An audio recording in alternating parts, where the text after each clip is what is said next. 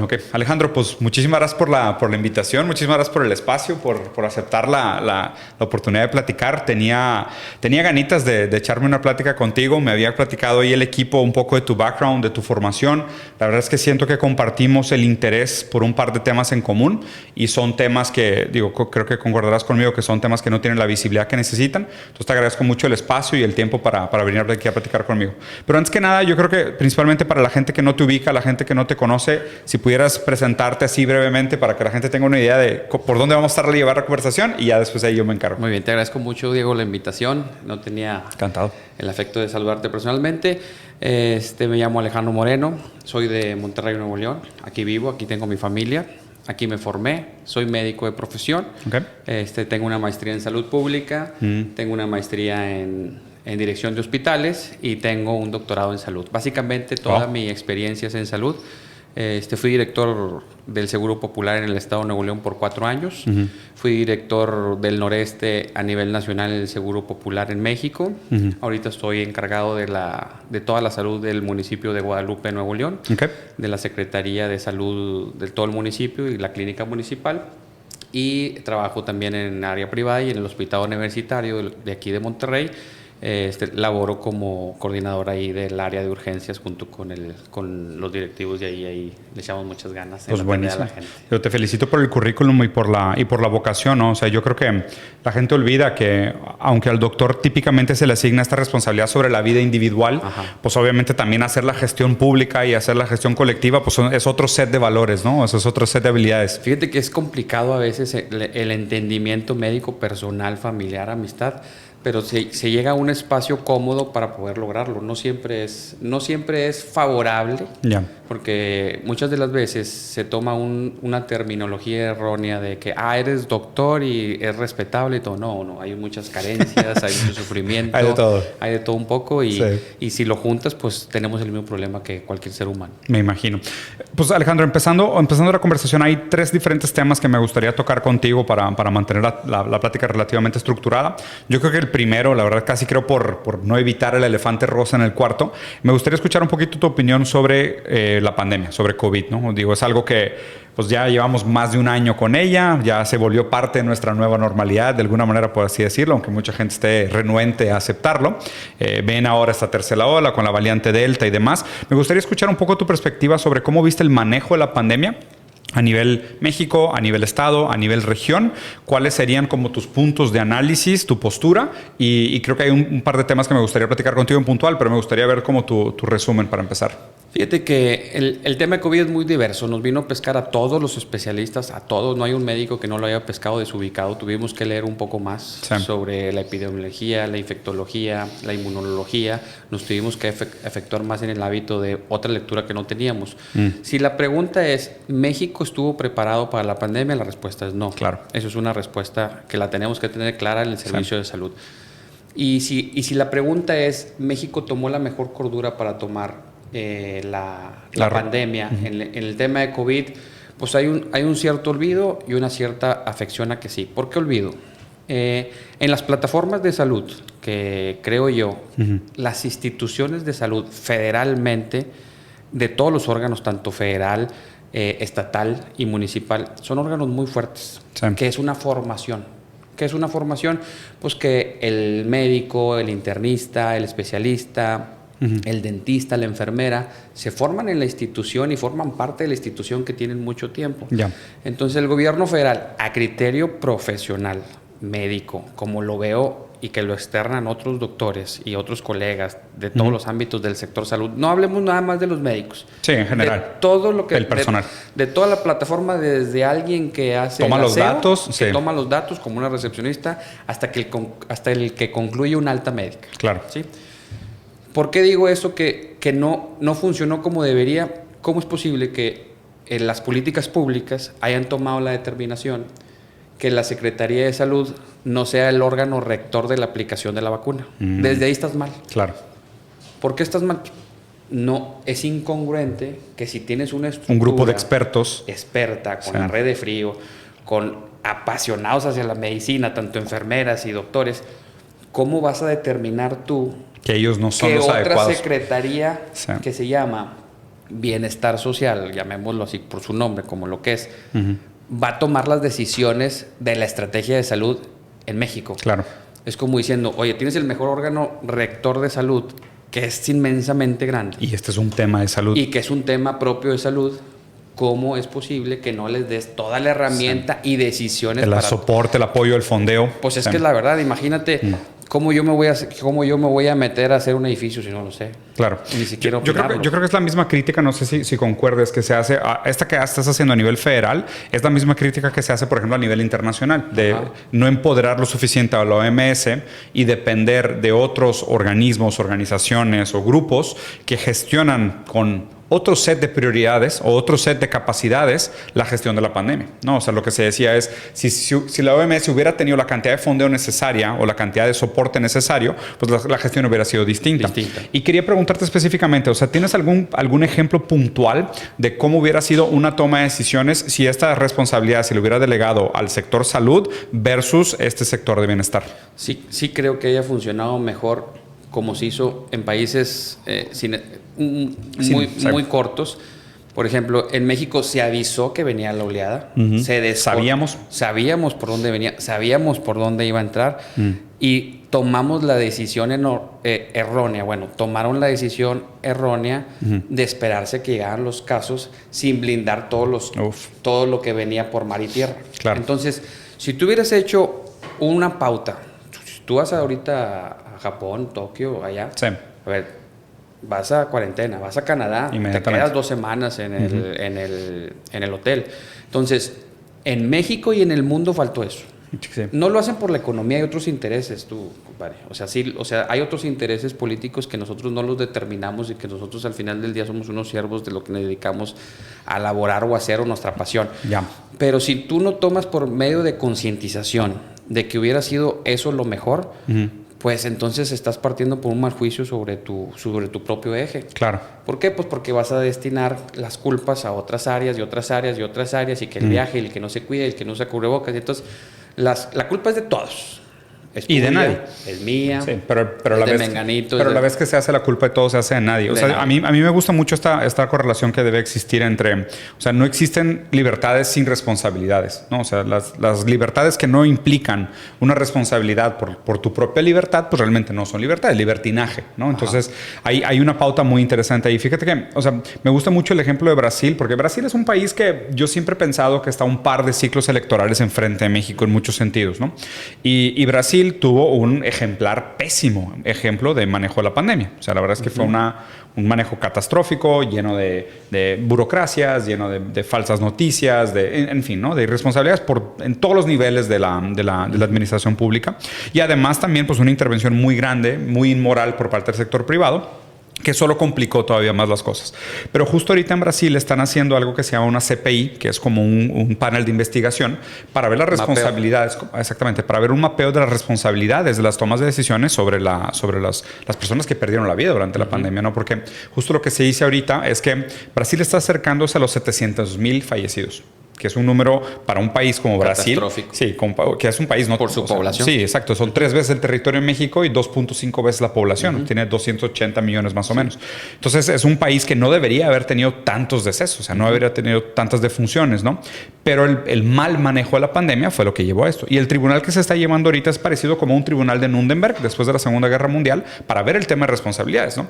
Y aquí concuerdo contigo en decir que, o sea, hacerte responsable de estas tomas de decisiones, pues también debería de implicar directamente ser responsable por los aciertos y las derrotas y desaciertos de la toma de decisiones, ¿no? Entonces, o sea, me gusta tu criterio y creo que reforzas un hecho histórico, porque históricamente, a partir de los años 70 viene esta frase de no existe la sociedad, solo existen los individuos. Y una parte que la gente olvida, exactamente, una parte que la gente olvida de esa frase, que es una frase muy famosa de Margaret Thatcher, es que Margaret Thatcher dice, no existe la sociedad, solo existen los individuos y sus familias. Entonces, ¿a qué se refiere específicamente esa ideología? Lo que se empezó a hacer a partir del año 70 es que se desfragmenta o se empieza a desfondear el estado de bienestar y la responsabilidad se atomiza. O sea, se hace responsable al individuo y a sus familias, ¿no? Entonces se vuelve mucho este tema de cuídense, protéjanse, tomen sana distancia, tomen las medidas de seguridad. Pero claro, hay muchas cosas y hay muchas condiciones que sin un apoyo por detrás, pues realmente son casi imposibles de mantener, ¿no? Entonces, Me parece que ahí estoy de acuerdo contigo y me gustaría que entraras más a detalle al comentario que hiciste de no es puramente un tema monetario, o sea, es un tema más como burocrático Sí, y de intereses. Pero ¿realmente te parece que lo económico no juega un rol fundamental en la gestión de la pandemia? No, todo. Sí. 100%. ¿Por qué? Pues lo vivimos aquí con una reactivación innecesaria por lo pronto, pero la necesitamos porque si no, no vives. O sea, es que hay que pensarlo así. A ver, si nos vamos a los números fríos, se va a oír mal lo que comento, pero un número frío, para hacer ciertos estudios necesitas algo catastrófico. En este caso, desgraciadamente, hoy estoy hablando de una muerte. Claro. Desgraciadamente se tiene que hablar por su nombre. Sí. Entonces, si no se tomó la determinación de hacer esto, ¿cuándo se iba a hacer? Claro. Entonces, si no se hubieran tomado las reactivaciones, yo no estoy en contra de las reactivaciones, al contrario, debe haber escuela, Diego, debe haber trabajo, debe haber todo, porque si tú no tienes un empleo, te haces deprimido, ansioso, y eso te va a llevar a otro lugar que no quisieras estar y que puede ser peor. Que ahorita quiero platicar de ese tema también. Que puede ser familiar peor. Sí. Entonces, no está mal que se hayan reactivado las cosas, como se platica en la sociedad. Yo lo veo, las reactivaciones necesarias económicas para todos los niveles socioeconómicos. El que me hable que nada más es vulnerable para el nivel socioeconómico alto, pues es algo incierto. Estás echando un volado. Porque pues necesitas de todo para sustituir. De acuerdo. O sea, tú no haces todo. Entonces, necesitamos eso. ¿Qué es lo mejor que se haría? Pues la inclusión, informar. Faltó informar a la sociedad, exigirles a todas las plataformas que tú veas aquí, pero realmente exigirles con papel. Y la persona, o vamos a hablar de casinos, restaurantes, inmobiliarias, de todos los trabajos que tengan que ver con un acúmulo de gente importante. Todos somos responsables de no caer en el derecho de la aplicación. ¿Qué quiere decir? Si al hotel en el que voy no le importa que yo traiga un cubrebocas y no me pone una persona en la entrada, no nomás que esté el aparatito como está en el metro, que te tome la presión y que te dice te tienes que retirar. Entonces, tiene que haber una cooperación bilateral, tanto del individuo que labora como el ingresor, que va a dejar el ingreso, a que haya formularios. No vamos a dejar de vivir sin esto un buen ratito. Sí. Eso es una realidad. De acuerdo. Entonces, si la sociedad no se exige al hacerlo así, pues vamos a tener un problema mayor, seguramente. Por ejemplo, mucha gente ahorita dice, es que ahorita la afección son los jóvenes. Siempre han sido los jóvenes desde que inició la pandemia. Sí. No más que los más vulnerables eran los adultos mayores y son los que catastróficamente sufrieron fallecen, al principio. Desgraciadamente. Te pregunto yo a ti, ¿qué crees que va a pasar ahora que se reactiven las escuelas? ¿Quiénes van a ser los grupos más vulnerables? Los niños. Los niños Sí. y los jóvenes, Claro. y los adolescentes, los que van a primaria y secundaria. Entonces, si te vas al histórico, es lo que viene. Sí. Por eso hacemos la concientización de que no te fijes qué vacuna es. Aplícate la que es, porque todas te van a poder ayudar a una resistencia a que vayas a un hospital o adquieras un sistema inmune adecuado a una protección que te vaya a dar. Te puede evitar en gran margen la 100%. hospitalización. Sí, y la gente dice, es que como quiera se mueren. No. Puede ser, pero si cuentas el estadístico, pues es cosa mínima. Sí. Si no te la aplicas, pues viene algo ya más catastrófico y más desagradable. Yo concuerdo contigo plenamente. O sea, yo soy siempre... De hecho, se dice en filosofía que la opinión es el más bajo de los saberes. O sea, es el nivel más bajo de los saberes. O sea, la opinión es lo más chafo que puedes dar. De ahí tiene que subir, o sea, la evidencia, la experiencia. Sí, no por saber hablar del tema eres conocedor. No, claro. Me queda claro. Y justo, y me gusta cómo lo planteaste. Inclusive te empujaría para que nos comentaras qué opinas sobre la responsabilidad de la desinformación.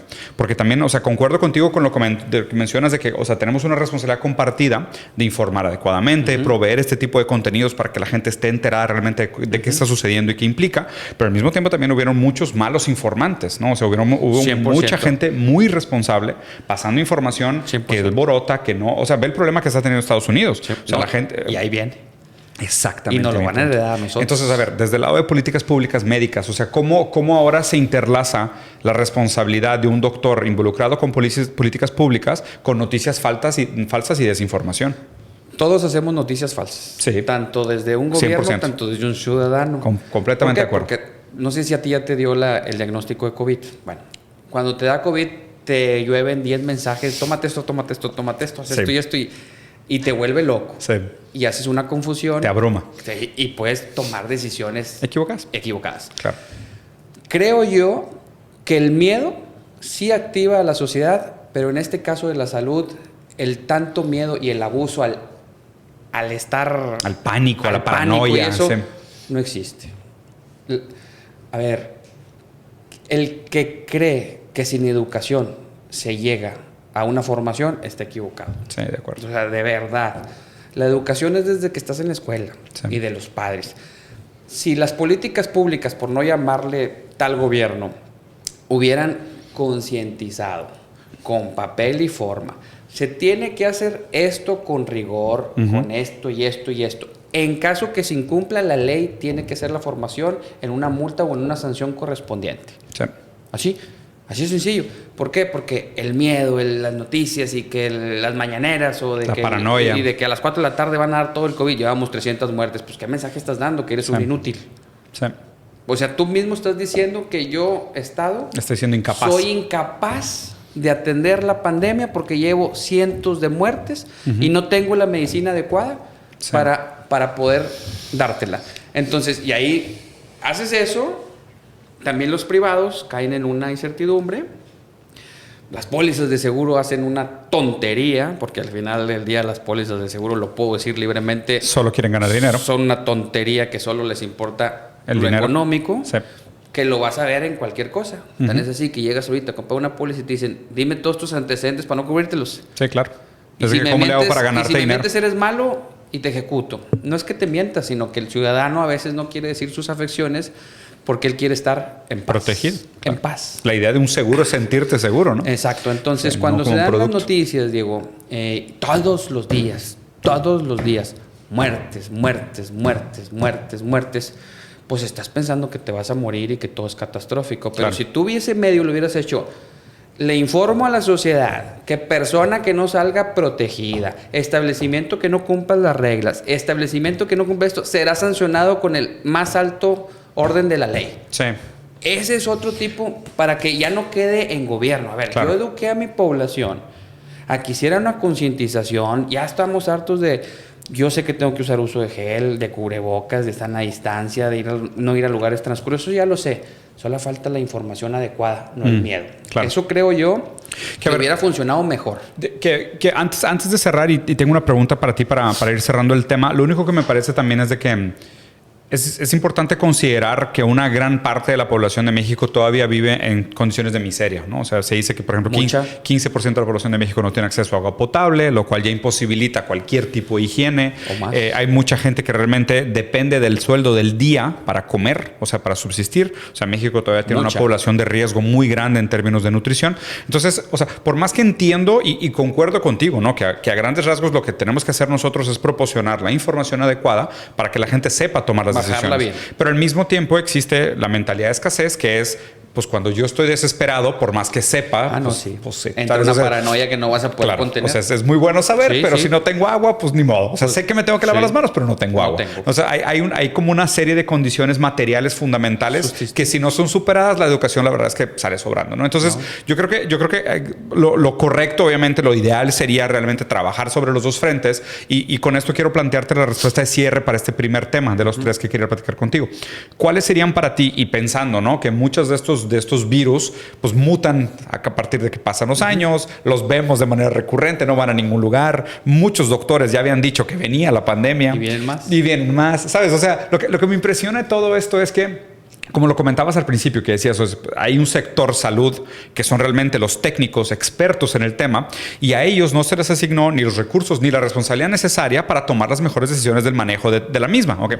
Se supone que en una sociedad de alguna manera tecnocrática, pues, los técnicos, los expertos son gestores y tienen una mayor injerencia sobre aquellos temas que ellos dominan más que el resto de la sociedad. 100%. Porque pues tenemos expertos. Oye, pues si yo tengo un muy buen doctor, pues confío en él. No le voy a hablar a mi chamán. O sea, no le voy a hablar a mi tía para que me quite un dolor de cabeza. A lo mejor le hablo a mi doctor. Eso sería lo adecuado. ¿Cuáles serían para ti los puntos claves para replantearnos no solo cómo vamos a continuar con la siguiente etapa de la pandemia, sino, y no me voy a cansar de decir esto hasta que a la gente no se le quede, cómo le vamos a hacer para la eventual e inevitable siguiente pandemia.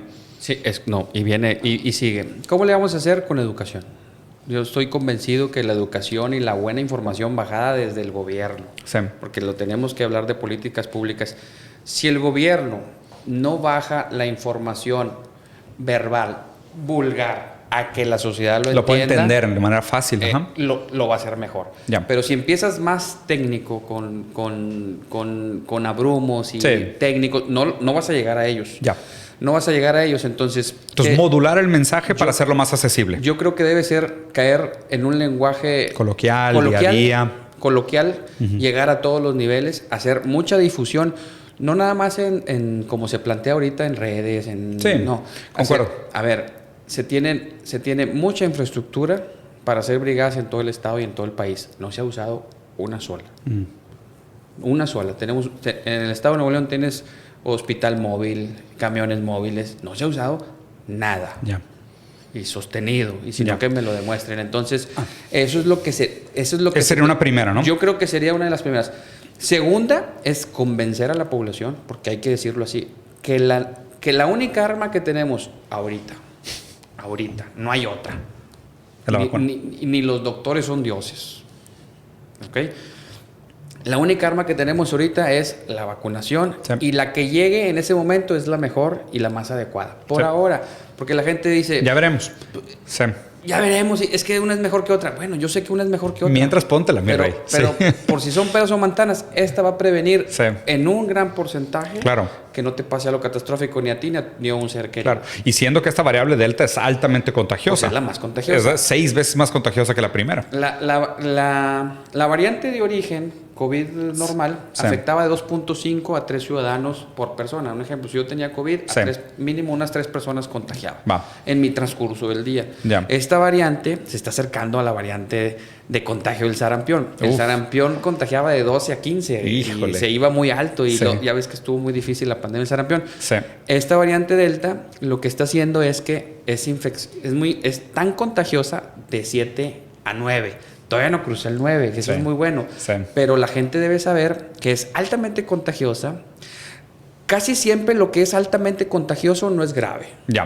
Casi siempre, estadísticamente y científicamente hablando. Claro, pero yo sí te puedo decir hoy en día que es incierto. Claro. Yo sí te puedo decir que puede ser leve o puede ser catastrófico. Pues depende también del genoma de cada uno, de la resistencia, el riesgo del cero sistema inmunológico. no existe y yo no lo he conocido. Y cuando existe es porque eres autosuficiente y vives en otros lados y haces todo tú. Pero y una pregunta, Alejandro. O sea, referente a toda esta población que se le consideraba como los trabajadores de frente o los trabajadores indispensables, ¿no? O sea, que fue un tema muy controversial durante mucho tiempo la pandemia. Muy mal aplicado. ¿Y cómo sería tu postura referente a esta idea de los trabajos indispensables? ¿A qué te refieres con trabajos indispensables? ¿En el sector salud? Pues en general. ¿O hablando en lo general? En lo general. Bueno, los trabajos indispensables no los puedes quitar, Diego. A ver, no tenemos un gobierno eficiente. Me voy a adelantar a decirlo como Estados Unidos, que les envió un cheque de $1,500 a cada ciudadano. Tuvieras la edad que tuvieras. En Brasil también pasó. Mucho más bajo, pero también pasó. Pues imagínate, pasó en Brasil. 600 reales. El México no. Sí, fueron como $150. En México no pasó. Entonces, cuando tienes un... ¿Lo ves como una medida eficiente? No lo veo como una medida eficiente. Pero sí utilizar un recurso para el sustento. Oye, si la Comisión Federal de Electricidad depende del Estado, haz algo. O diga de la Federación, oye, por esta emergencia la luz, el kilowatt está en tanto, el agua en tanto. Esas son las grandes acciones de educación que puedes hacer en la sociedad, pero no lo haces. ¿Por qué? Pues porque te genera un costo que déficit.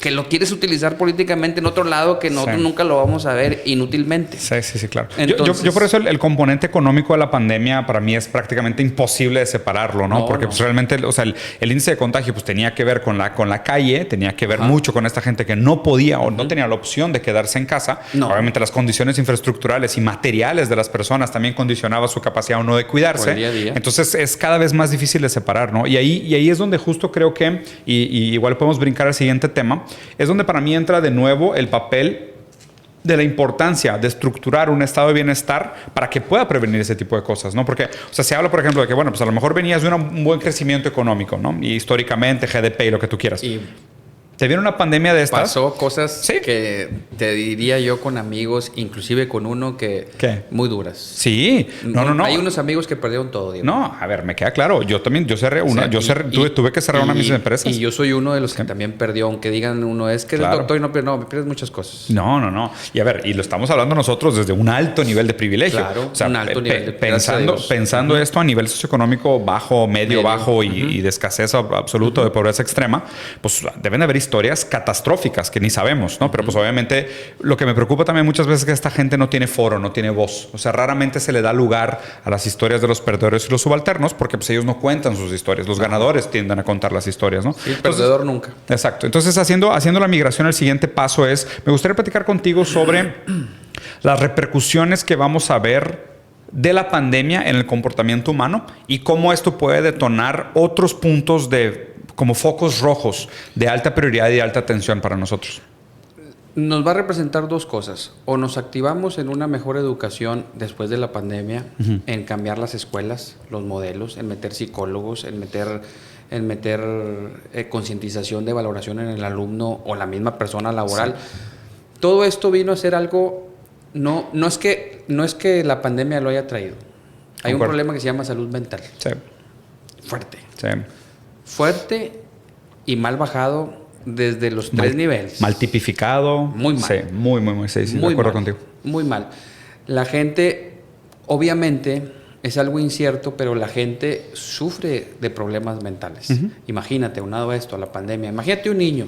Yo tengo 3 hijos. Lo estoy viendo en la en medio. Sí. Que anda desubicada, que es hiperactiva, que no la logras. El que ellos no hayan tenido el rol que se supone que tenemos que seguir entre la sociedad en la educación, les afecta. Sí. Y tienen un déficit de atención. Y van a tener... dificultad para relacionarse. Eso va a ser el peor. Dificultad para relacionarse, para desenvolverse. Porque muchas de las veces la escuela y la educación ayudan a que el niño agarre un rumbo, o el adolescente o el estudiante. Ahorita... las personas que sí cumplieron el finamiento o hicieron el 90% de los casos, no hay una persona de las que yo conozca, incluyendo familiares, que están aterradamente, intensamente, que ya no soportan este encierro, que... Sí, todo el mundo está harto. Que andan, ¿sabes qué? Dame una pastilla porque no estoy durmiendo, Alejandro, pero nunca me pasaba, es que ando con taquicardia. Todo eso está dejando. Es muy fuerte. Y es muy devastador. Sí. Y es muy mal atendido. Y vámonos por niveles, ¿no? Porque me parece que, o sea, diferentes edades o diferentes grupos lo van a sufrir de diferentes maneras, ¿no? 100% hubo un dato, el tipo de formación. Por las condiciones, ¿no? Hubo un dato que me pareció bastante traumático, que no lo había leído en ningún lugar. En Estados Unidos, la pandemia dejó a 1 millón de niños huérfanos por quitarles a sus cuidadores, ¿sabes? Entonces, yo no he visto esa estadística en México todavía. Y obviamente creo que hay un problema muy grave que todavía no hemos visto, que justo al principio... O sea, y es extraño, ¿no? Cómo la moral se disfraza de estética. Y te voy a explicar un poquito a qué me refiero con esto. Y de hecho creo que es un tema que podemos platicar ahorita y en el siguiente punto que me gustaría platicar contigo. Nietzsche decía que al que mata una mariposa lo tachamos como un monstruo, pero al que mata una cucaracha lo ponemos como un héroe, ¿no? Entonces, o sea, aún la moral tiene al parecer un sesgo estético, ¿no? Pues es un sesgo. Es un sesgo, totalmente, ¿no? Porque no es como que la mariposa valga más que la cucaracha. Es como un pavo real con un águila real. Exacto. Es como cada quien hace su función. Exacto. Cada quien juega su función dentro del medio ambiente, pero pues nosotros tenemos, o sea, la cucaracha me da miedo, la mariposa le tomo fotos, sí, ¿no? Entonces, por lo menos tiene un sesgo estético la moral. Y a lo que me refiero con esto es que cuando empieza la pandemia, la gente tiende a proyectar de manera muy inconsciente sus sesgos de preferencia, ¿no? Como diciendo, oye, pues sabíamos al principio que era una pandemia que tenía un efecto mucho mayor sobre las personas de tercera edad y las personas que tenían vulnerabilidades genéticas. O sea, tenías un problema, inflamación crónica, enfermedades mitocondriales, hipertensión. Todas estas predisposiciones como que eras más vulnerable. Pero los niños parecía que no había problema, ¿no? Entonces, inclusive... Sí, exacto. Entonces, era raro porque yo siempre percibí como este sesgo de capacismo, de decir, es que si a los niños no les afecta, bueno, a los que les va peor, es que no haces ejercicio, te va a ir mal, ¿sabes? O de que, a los viejitos les va a ir mal. Pero parecía, o sea, a mí me parecía o sea, deplorable, hablando en serio, porque me parecía como un tipo de eugenética proyectada, donde la gente lo que estaba diciendo es que mi grupo no está en riesgo. Los que están en riesgo son los adultos mayores. Exacto, los adultos mayores y los que ya tienen problemas de salud, que, o sea, es que es horrible, porque casi creo que la gente estaba diciendo se lo merecen. Sí, y no es terrible. y no es por las variantes. No es por las variantes. Sí. Muchas cosas que tú bien comentas y estoy convencido de eso es... Sí. Mentalmente, Diego, inmunológicamente, el miedo hace que entren también... Claro. El nerviosismo, esto hace que entren las enfermedades. Sí. Por eso te digo en el tema anterior de la mala información. Sí, totalmente. Si tú pones a una educación, vamos a hacer esto, estás más activo, estás más perspectivo. Más consciente. O sea, estás más fuerte, estás más esto, todo. Mucho de esto es mental. Algunos pueden, algunos no podemos, algunos pueden más que otros. ¿Te refieres a lidiar con el estrés? A lidiar con el estrés para que... Es que eso que pasó, es que ahorita no es mi grupo vulnerable. Para mí, científicamente es un sesgo. Sí, yo también creo. Te lo digo como doctor. Como doctor. Claro. Porque así lo tengo que ver. Puedo ser criticado por usar esta palabra sesgo, pero realmente, pues es un sesgo. O sea, no lo puedes utilizar de otra forma. Sí, yo concuerdo contigo. O sea como que nos parecía relativamente fácil darle sentido de esa manera, ¿no? Pero justo lo que quería platicar es cómo la pandemia de alguna manera va a dejar secuelas emocionales y mentales para diferentes grupos, ¿no? O sea, primero, este tema que estamos hablando de los niños me parece fundamental, ¿no? Es como, o sea, ¿qué podríamos hacer o cuál es la responsabilidad del Estado para todos estos huérfanos? Porque, o sea, no los hemos ni siquiera medido en México, a mi entender. Pero deberíamos de tener una conciencia de qué va a pasar con todos estos niños huérfanos que dejó la pandemia. Bueno. Porque en Estados Unidos fueron 1 millón. Entonces, o sea, si hiciéramos el cálculo comparativo, andaríamos nosotros en ¿qué? ¿Medio millón de niños huérfanos? Que andamos como unos 300, 400 mil. Sí. Pues yo creo que es algo catastrófico que viene porque... Y no es como que nuestro sistema para niños huérfanos esté bien estructurado, ¿verdad? Cero. Sí. No estamos en nada. Nada. Sí. Pañales. Pues es algo... que va a ser incierto aquí. Claro. Que no, el Estado, bueno, las políticas públicas no están preparadas ni se ha puesto en el ente. Sí. Concuerdo contigo que no se tiene una línea de investigación en cuanto ha pasado. Es más, me incluyo, que debo de saber eso y no lo sé. Voy a revisarlo porque debe haber una plataforma más no activa. Ya. Pero sí creo yo que ese punto que estás tocando, tienes toda la razón. Que no hay medición, que la tenemos que hacer. ¿Y qué vamos a hacer con esos niños huérfanos? Exactamente. ¿Y por qué me parece que de esos niños huérfanos, a lo mejor sí tienen algún familiar? No, y deja probablemente. Y es justo lo que quería hacer con este punto, era invertir ese sesgo, ¿sabes? Porque lo que la gente decía es de que, no importa, porque la población de riesgo son los adultos mayores. Ajá. Pero somos una sociedad.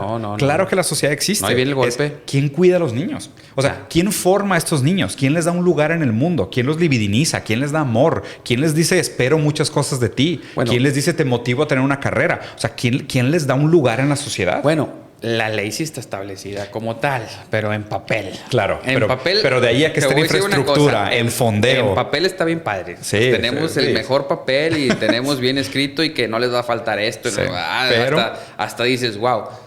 Pero a ver, el mismo gobierno, políticas públicas, no hace nada para que baje. Para bajar a praxis, o sea, ¿no? Te lo digo por mi experiencia en la política pública. Sí, te creo. Te lo digo por mi experiencia. A ver, te voy a poner un ejemplo. Cuando yo asumí el rol de director general del Seguro Popular en el Estado, me di cuenta que todas las vitrinas, todas sin excepción, todas las vitrinas a donde iba uno a hacer un trámite, no tenían el espacio para una silla de ruedas. Fíjate nomás el agua y el aceite.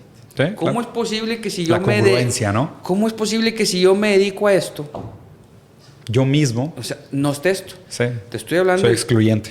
Soy excluyente, entonces. Y me puede desmentir la gente que labora en el Seguro Popular, que posteen lo que quieran. Los primeros 3 meses me dediqué a que todas las plataformas del Seguro Popular de Nuevo León tuvieran un estante digno para una persona con discapacitados. Sí, totalmente. ¿Por qué? Porque es el nombre que se les llama regularmente, equivocadamente en el área médica. Sí. Entonces, y puse los cajones y todo eso. Entonces, ¿a qué voy para la conclusión con esto? Yo pongo lo que me toca en ese momento. Claro. Pero no puedes con todo. Sí. Porque si la plataforma gubernamental no te lo baja, pues sus intereses son otros. Queda muy bonito en papel, pero pues no pasa No, absolutamente está con madre nada. en papel. No, y a ver, y justo ahí es donde para mí están muchas de estas complicaciones. O sea, yo por eso soy tan defensor del estado de bienestar. Hay cosas que si no son rentables no suceden. Y eso es un problema. O sea, el depender solo de la regulación del mercado para la mejor toma de decisiones para el bienestar es en muchos sentidos reactivo, peligroso, llega tarde, no es lo suficientemente eficiente. O sea, como por ejemplo el abasto de respiradores. O sea, es por más que la comunidad médica dijo, viene otra pandemia, prepárense. El mercado dijo, pues es que si no es rentable producir hoy, pues no voy a producir respiradores hoy. Es económico. Es económico. Entonces, o sea, a mí me parece que tiene que encontrarse o tiene que empujarse una agenda de mayor responsabilidad en un sentido preventivo, entendiendo que estas catástrofes provocan recesiones económicas. Entonces, es absolutamente ineficiente tratar simplemente de perseguir una sociedad que busque el desarrollo económico si una sola pandemia mal gestionada te quita el avance de 10 años o 20 años o más. En Brasil se dice que se perdieron 4 décadas de avance. Imagínate. En la pandemia. Pues aquí, 4 décadas. Pues aquí no estamos muy alejados. Yo sé que no estamos muy lejos. Entonces, justo eso. O sea, me parece que se tiene que gestionar la propuesta de replantear el rol del Estado, o sea, replantear el rol de un estado de bienestar en defensa de una buena salud económica, ¿no? Porque pues es solo a través del proteccionismo del Estado, de la planeación, de la confianza en los expertos, es como realmente se puede hacer un desarrollo sustentable. Porque si no, una gripita lleva la fregada. O sea, te retrasa, ¿no? Pero regresando al tema de las enfermedades mentales, porque quiero dejar el tema del capacismo para el último, que es donde me gustaría cerrar contigo. Okay. Pero hablando específicamente del tema de las enfermedades mentales, hablabas de que están como a obscuras, ¿no? O sea, mal mapeadas, mal planteadas y demás. O sea, ¿cuál es tu postura frente al tema? O sea, ¿cuál sería tu manera de hacerlo, por decirlo así? Yo creo que en el órgano en el que estamos, en el estatal, no le da la difusión adecuada para que la gente se entere qué es el proceder. Sí. Hay mucha gente, Diego, que sabe que trae una afección porque no tienen el acercamiento familiar. Correcto. Porque no tienen el acercamiento económico que no lo necesita, porque hay instituciones públicas gratuitas aquí en el estado que puede atenderse DIF, cualquier persona. Puertas violetas. Es muy importante decirle a la población lo que tú estás diciendo. Toda persona que sienta que tiene un problema mental no quiere decir que está loco. Sí, totalmente. Hay que quitar ese paradigma. Sí, totalmente. O sea, hay que quitarlo. Sí. Es que te lo comento porque... La normalidad, ¿no? Te lo cuento porque se cree que es así. Sí, no, absolutamente. O sea, yo soy de los que dice que terapia es canasta básica. Exactamente. Sí. Entonces, hay que decirle a la población que existen muchos órganos en los estados, que a lo mejor a nosotros, a la política pública, si así se le quiere llamar, como en lo cual yo también laboro, estamos desinformando, porque esa es la palabra. Concuerdo. No estamos informando, estamos desinformando a la población que tenemos todas las herramientas para tratarte. Y yo tengo una incapacidad de llegar a ti al no promoverla. Totalmente. O sea, de hacer a buena sapiencia que la gente sepa que tiene esas alternativas. Exactamente. Pero aquí, Alejandro, quiero una pregunta específica para ti. O sea, como doctor, y corrígeme si estoy equivocado, el tratamiento siempre tiene que ser, obviamente, tienes que entender los síntomas, pero el tratamiento se hace hacia la patología. Hacia la patología, ¿no? 100%. Entonces, en el ámbito mental, o sea, porque, a ver, justo aquí es donde creo que para mí ya sea uno de los mayores problemas de la falla sistemática que existe entre el entendimiento del Estado frente a las enfermedades mentales o los padecimientos mentales, ¿no?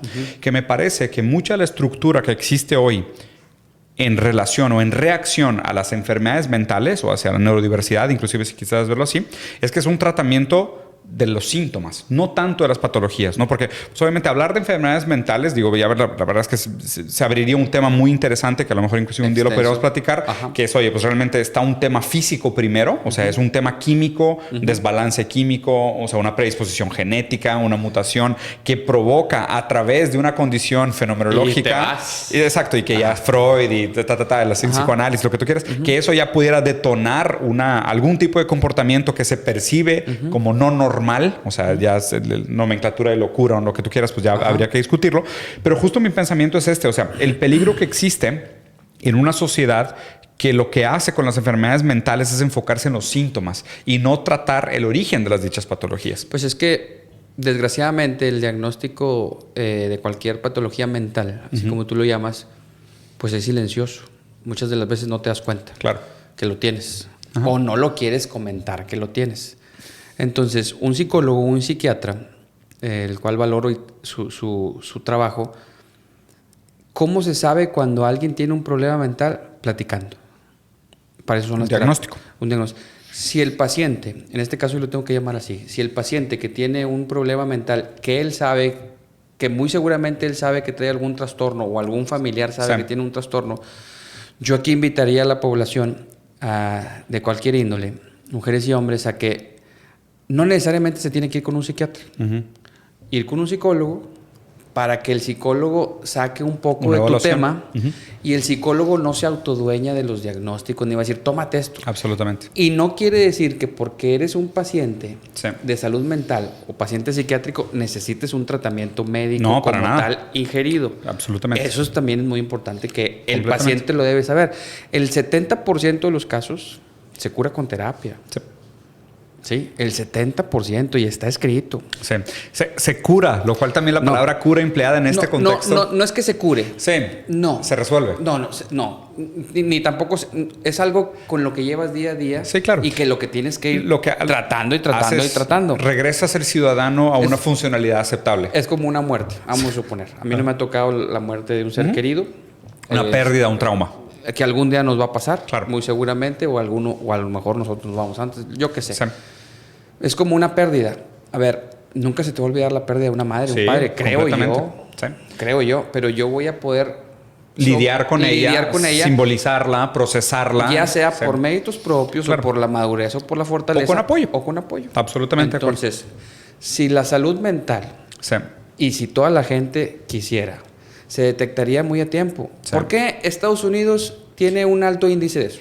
Claro. ¿Pero por qué? Porque lo diagnostican desde las escuelas de primaria. Sí. Porque ahí está la psicóloga. A ver, aquí quiero abrir un tema que se me hace que es un tema interesante. Probablemente las dos causas principales de estos padecimientos mentales a consecuencia de la pandemia va a ser probablemente este primero que mencionas, o sea, que mucha gente perdió a seres queridos directo. Muy duro. Que es un trauma que definitivamente necesitan apoyo, necesitan infraestructura, necesitan saber que pueden hablar de ello con alguien y que tienen acceso a todas estas alternativas para poder hablar de ello con alguien. El otro asunto que probablemente va a ser el mayor causante de padecimientos mentales, ansiedad, estrés, no sé, TOC, OCD. Ojo, la ansiedad es lo más feo. Durísimo. Sí, me queda clarísimo. Muy feo. Bueno, eso tiene que ver con lo económico. O sea, ¿por qué? Porque lo económico es estabilidad. O sea, simplemente la capacidad de planear tu futuro, la capacidad de saber... ¿A qué lo llamas, perdón? ¿Lo económico? Quiero entenderlo. ¿Qué llamas tú cuando lo dices económico? A que tengas capacidad de tener una vida digna. Okay. Exacto. No caer en escasez o en miseria. Ya. Okay. O sea, es tener Maslow, ¿no? O sea, es casa, comida, educación y seguridad. Y necesario. Sí. Muchas de las veces que se tenga que tener por méritos propios todo eso. Digo, lo ideal sería que lo lograras tú por méritos propios. Claro. Pues obviamente ahí tendríamos que hablar del acceso a oportunidades, diferencias estructurales, racismo, clasismo. O sea, estamos llenos. Todos los imposibilitantes estructurales que hacen que idealmente en un mundo donde todos le echaran ganas, pues a todo el mundo nos iría bien, pero en la realidad es puro neopotismo, hay muchos tenemos filtros. Que tener mucha diversidad, por eso funcionamos. Pero entonces, lo que quería plantear era esto, o sea, sabiendo que, bueno, pues de la parte de la pérdida, del trauma de la pérdida y las enfermedades mentales, o más bien, esta pandemia de enfermedades mentales detonada por la pérdida de seres queridos, pues bueno, pues dirías, ok, la manera de evitarlo sería que para la próxima pandemia, pues muera menos gente, ¿no? Porque pues, si evitamos una pandemia de enfermedades mentales, ¿cómo lidiamos con el trauma de la muerte? Pero la otra pandemia de enfermedades mentales, que es la ansiedad, el estrés, la depresión, que tiene que ver con el encierro, la pérdida de empleo, la pérdida de casa, el endeudamiento, o sea, esos son factores económicos, o sea, muy duros. Eso para mí es enfermedad mental, pero esos son los síntomas. La patología es la desigualdad económica, ¿sabes? Sí, o sea, es como decir, y aquí es donde me preocupa mucho y por eso mi postura radicalmente en contra de estas ideas del coaching, del mindfulness y demás. ¿Por qué? Porque son tratamientos sintomáticos. ¿Sabes? Porque es como que 100%. Y es el tipo de cosas de que si yo te digo hoy y te hago un coco wash para que te sientas bien, pero no te resuelvo el problema de raíz, va a volver peor. Peor. O sea, es como si... se agrava. Claro. Si tu jefe te trató mal toda la pandemia y lo único que te estoy diciendo es que te aguantes y aprendas a manejarlo con inteligencia emocional, el siguiente año, ¿quién sabe cómo vas a lidiar con ello? O te vas. O peor. O te brotas. O tienes un brote psicótico. Tocaste un tema que la gente no sabe, que un desempleo. Sí. Es verdad, lo que acabas de decir. La gente muchas de las veces creen que un desempleo Sí. y tener un poco de depresión y ansiedad es algo de salud mental. Y es 100% de salud mental.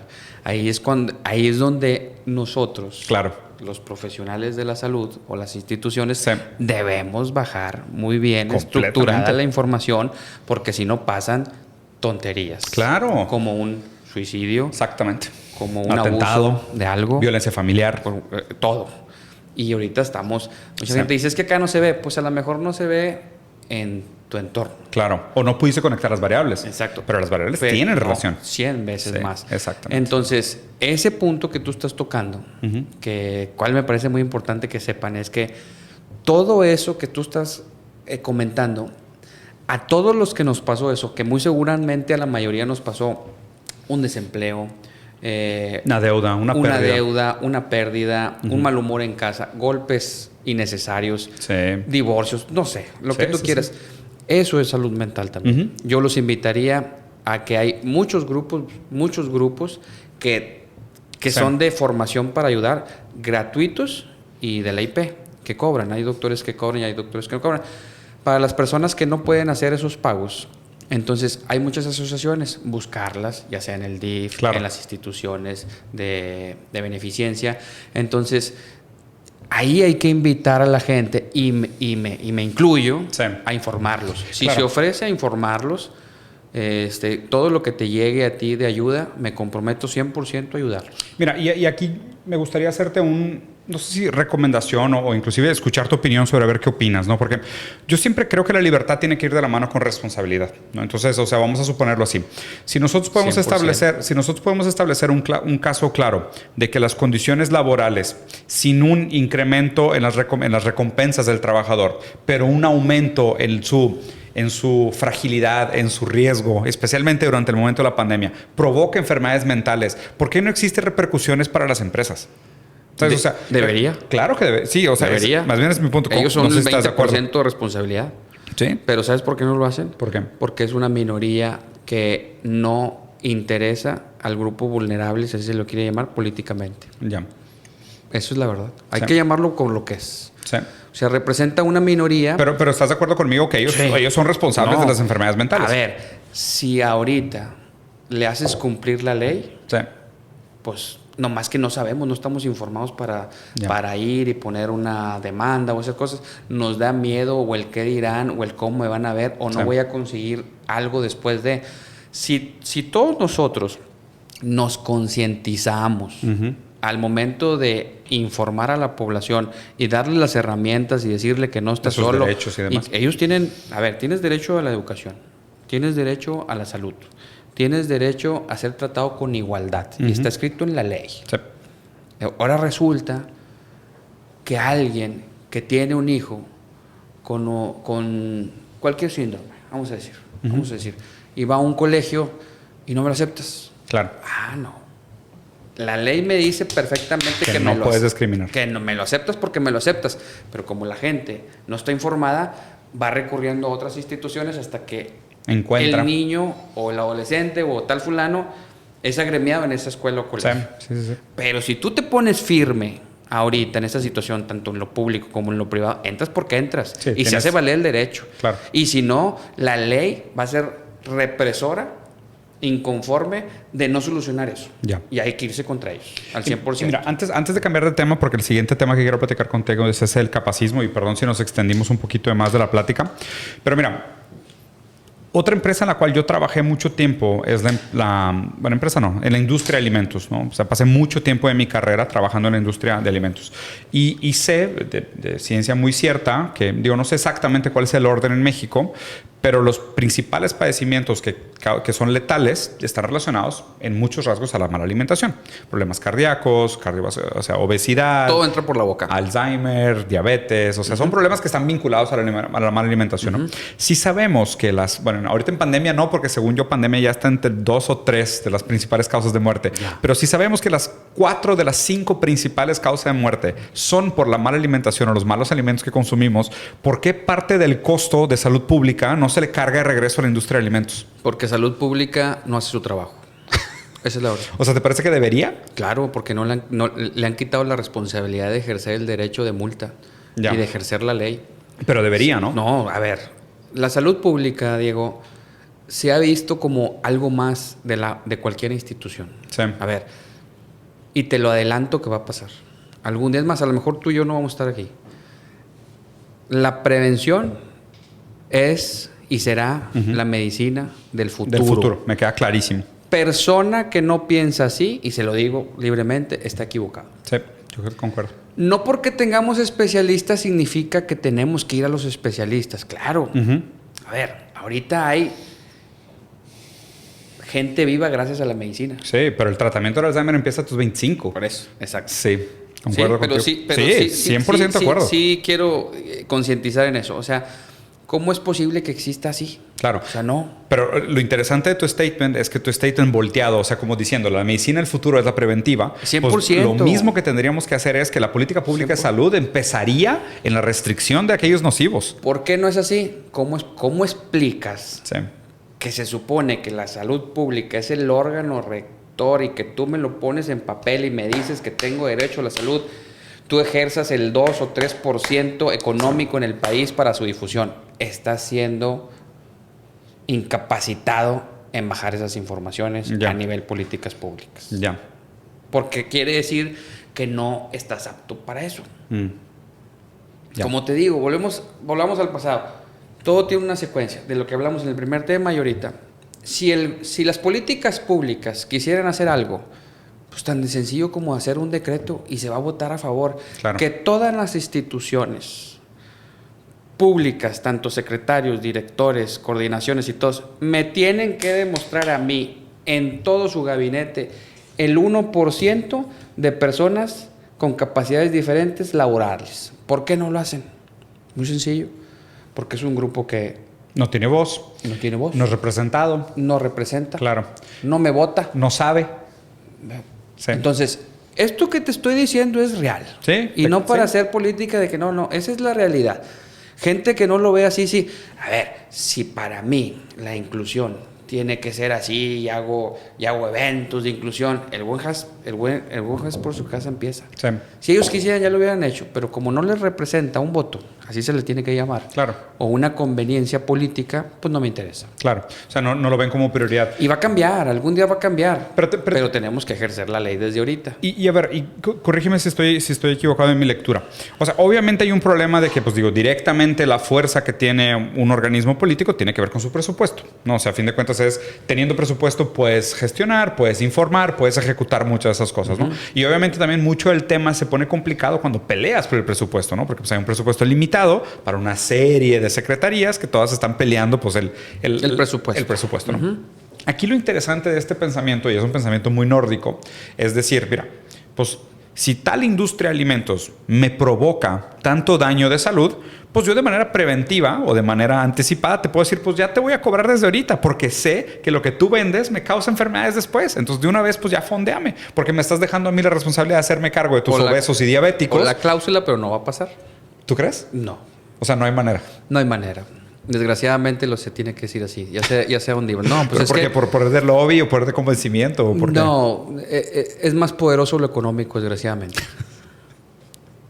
Desgraciadamente, o sea, con dolor te lo digo. No, digo, a mí no me tienes que decir, a mí me queda clarísimo. Hay que ver la realidad. A ver, pues es que sería una mentira decirte, fíjate que es que esto y lo otro. Sí. Hay que llamar las cosas como son para que como sociedad avancemos. Si no, no lo vas a lograr. Nunca. Sí, claro. O sea, para poder avanzar hay que hablar las cosas como son. Y si el gobierno, si el gobierno tú piensas que va a clausurar una industria porque tiene mucho azúcar, no lo va a hacer. No. Digo, clausurar no. Me parece, por ejemplo, y no estoy de acuerdo exactamente con cómo se ejecutó el proceso del etiquetado, pero me parece que es un paso en la dirección correcta. Pero vamos. Exactamente. Es como, yo por eso digo, las victorias hay que agarrarlas. Sí. A veces, pues eso que acabas de decir es un ejemplo de lo que a lo mejor el siguiente tema es. Ajá. Antes a las personas le llamaban de otras maneras o vamos a decir, ahí viene un lisiado. Sí. Erróneamente. Claro. Ahí viene un tal persona. Sí. Ahí viene un discapacitado. Y ahora viene un de capacidades diferentes. todo... Son progresos. Todos son progresos. Completamente de acuerdo. O sea, te lo digo desde ahorita. Sí, yo por si eso... tú me dices que no, fíjate, es que tenemos Bueno, que llegar, yo diría, estamos equivocados en el tema. Claro, no. ¿Sí? Pero yo por eso no quito el dedo del renglón. No. Como decir... No, lo tienes que seguir toda la vida. Exacto. No. O sea, yo por eso no me doy satisfecho por las victorias. Es como que escógelas, gánalas, perfecto, pero no pares. Yo no lo llamaría como una victoria porque sería como un reto a seguir nada más. Yo lo daría como un proceso a seguir para lograr una determinación colegial para cambiar la situación en mi entorno, en mi país y en la sociedad. Va. No, me parece perfecto, Alejandro. Y digo, para cerrar el último tema, y creo que lo has mencionado ya un par de veces, me parece que el seguimiento va a ser relativamente fácil. Digo, no sé si sabías, si no lo digo, no lo digo por eso, pero yo tengo un hijo que nació con una enfermedad muy rara. O sea, mi hijo tiene síndrome de Leigh, que es una enfermedad muy, muy, muy extraña. Le faltan muchísimas enzimas, lo cual le provoca una serie de dificultades. Problema degenerativo. Exacto, es neurodegenerativo, definitivamente. Es una mutación genética, un problema mitocondrial que le provoca un retraso en el desarrollo. Sí, entonces muy, muy complejo, ¿no? Imagínate que, o sea, yo diseñador industrial, trabajando en la industria de alimentos y mi esposa es psicoanalista, o sea, pues psicóloga. Entonces por eso traes estos temas. Claro. 100%. Claro, pero justo por qué, y ahí te va por dónde me gustaría llevar esta conversación contigo. Siempre está o sea, hay diferentes pensadores, diferentes intelectuales que hablan sobre esto de diferentes maneras, ¿no? Pero estos grupos que se les cataloga, y es debatible la palabra subalternos, que son grupos que tienen diferencias, ¿no? Digo, y simplemente es un tema de catalogarlos. O sea, es un catálogo pero me parece interesante inclusive el debate filosófico para ver si es positivo o negativo llamarles como subalternos, porque sí tiene ventajas. Porque hay el avance. Claro. Y o sea, el hecho de visibilizarlos, visibilizarlos también les da una oportunidad, porque justo, si no, ellos no tienen voz, ¿no?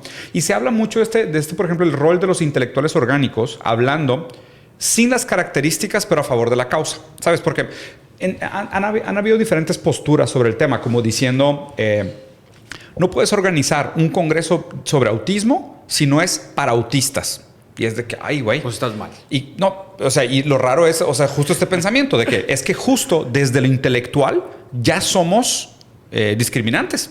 Como diciendo, yo voy a tomar decisiones por ellos porque ellos no pueden solos. Ya desde ahí es una discriminación. 100%. Entonces, un argumento filosófico complejo es decir, oye, pues es que ni eso deberíamos de pensar. Deberíamos de pensar que aún el material o el pensamiento intelectual que se haga sobre sus necesidades se debería hacer de manera inclusiva.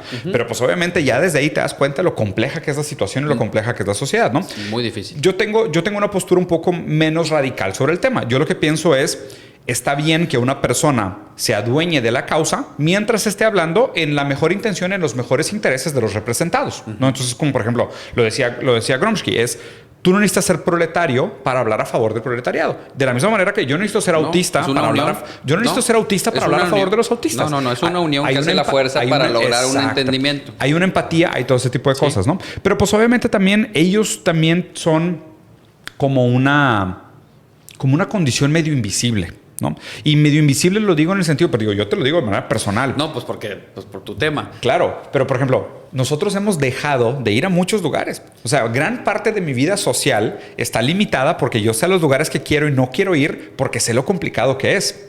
Eso que me dices tú lo voy a tocar con un familiar que yo tengo. A ver. Y me toca porque yo soy padrino de esa persona. ¿Sí?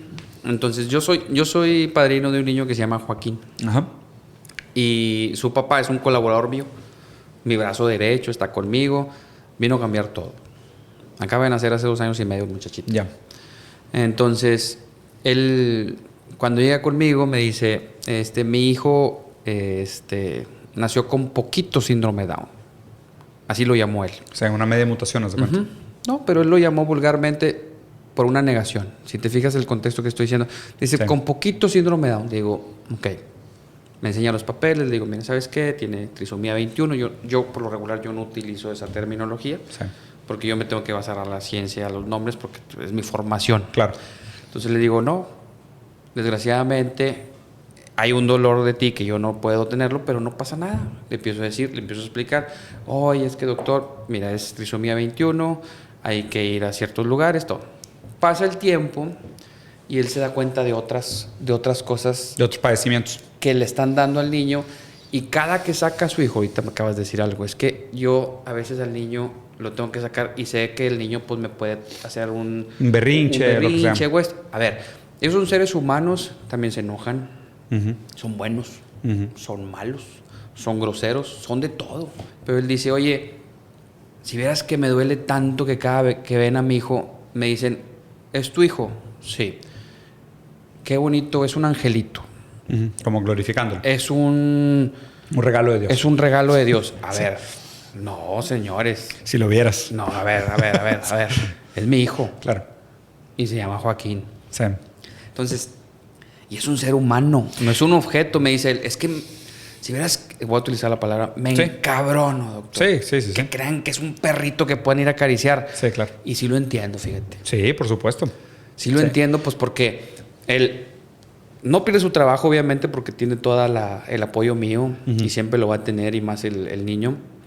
Pero dices tú, claro, es mejor a tenerlos guardados como le hacían antes, de que no, pues que guárdalo y que me da vergüenza. Y ahorita, pues. Sí, es más fácil. Es más fácil. Es más fácil para algunos. Pero está equivocado. A ver, pero sí estás de acuerdo, claro, que está equivocado. Totalmente que estoy de acuerdo que está equivocado. Pero no lo haces, o sea, no lo escondes por gusto. No, justo a eso iba. No, hay niños que son muy vulnerables y te hacen un desastre. No, deja tú. Hay lugares que simplemente no son accesibles para ese tipo de niños. O se dan un golpe, lo que tú quieras. O es un accidente cerrado, que no tiene. Sí. Pero justo, ¿no? O sea, la lógica del capacismo es bien interesante porque presupone que el objetivo del ser humano es producir.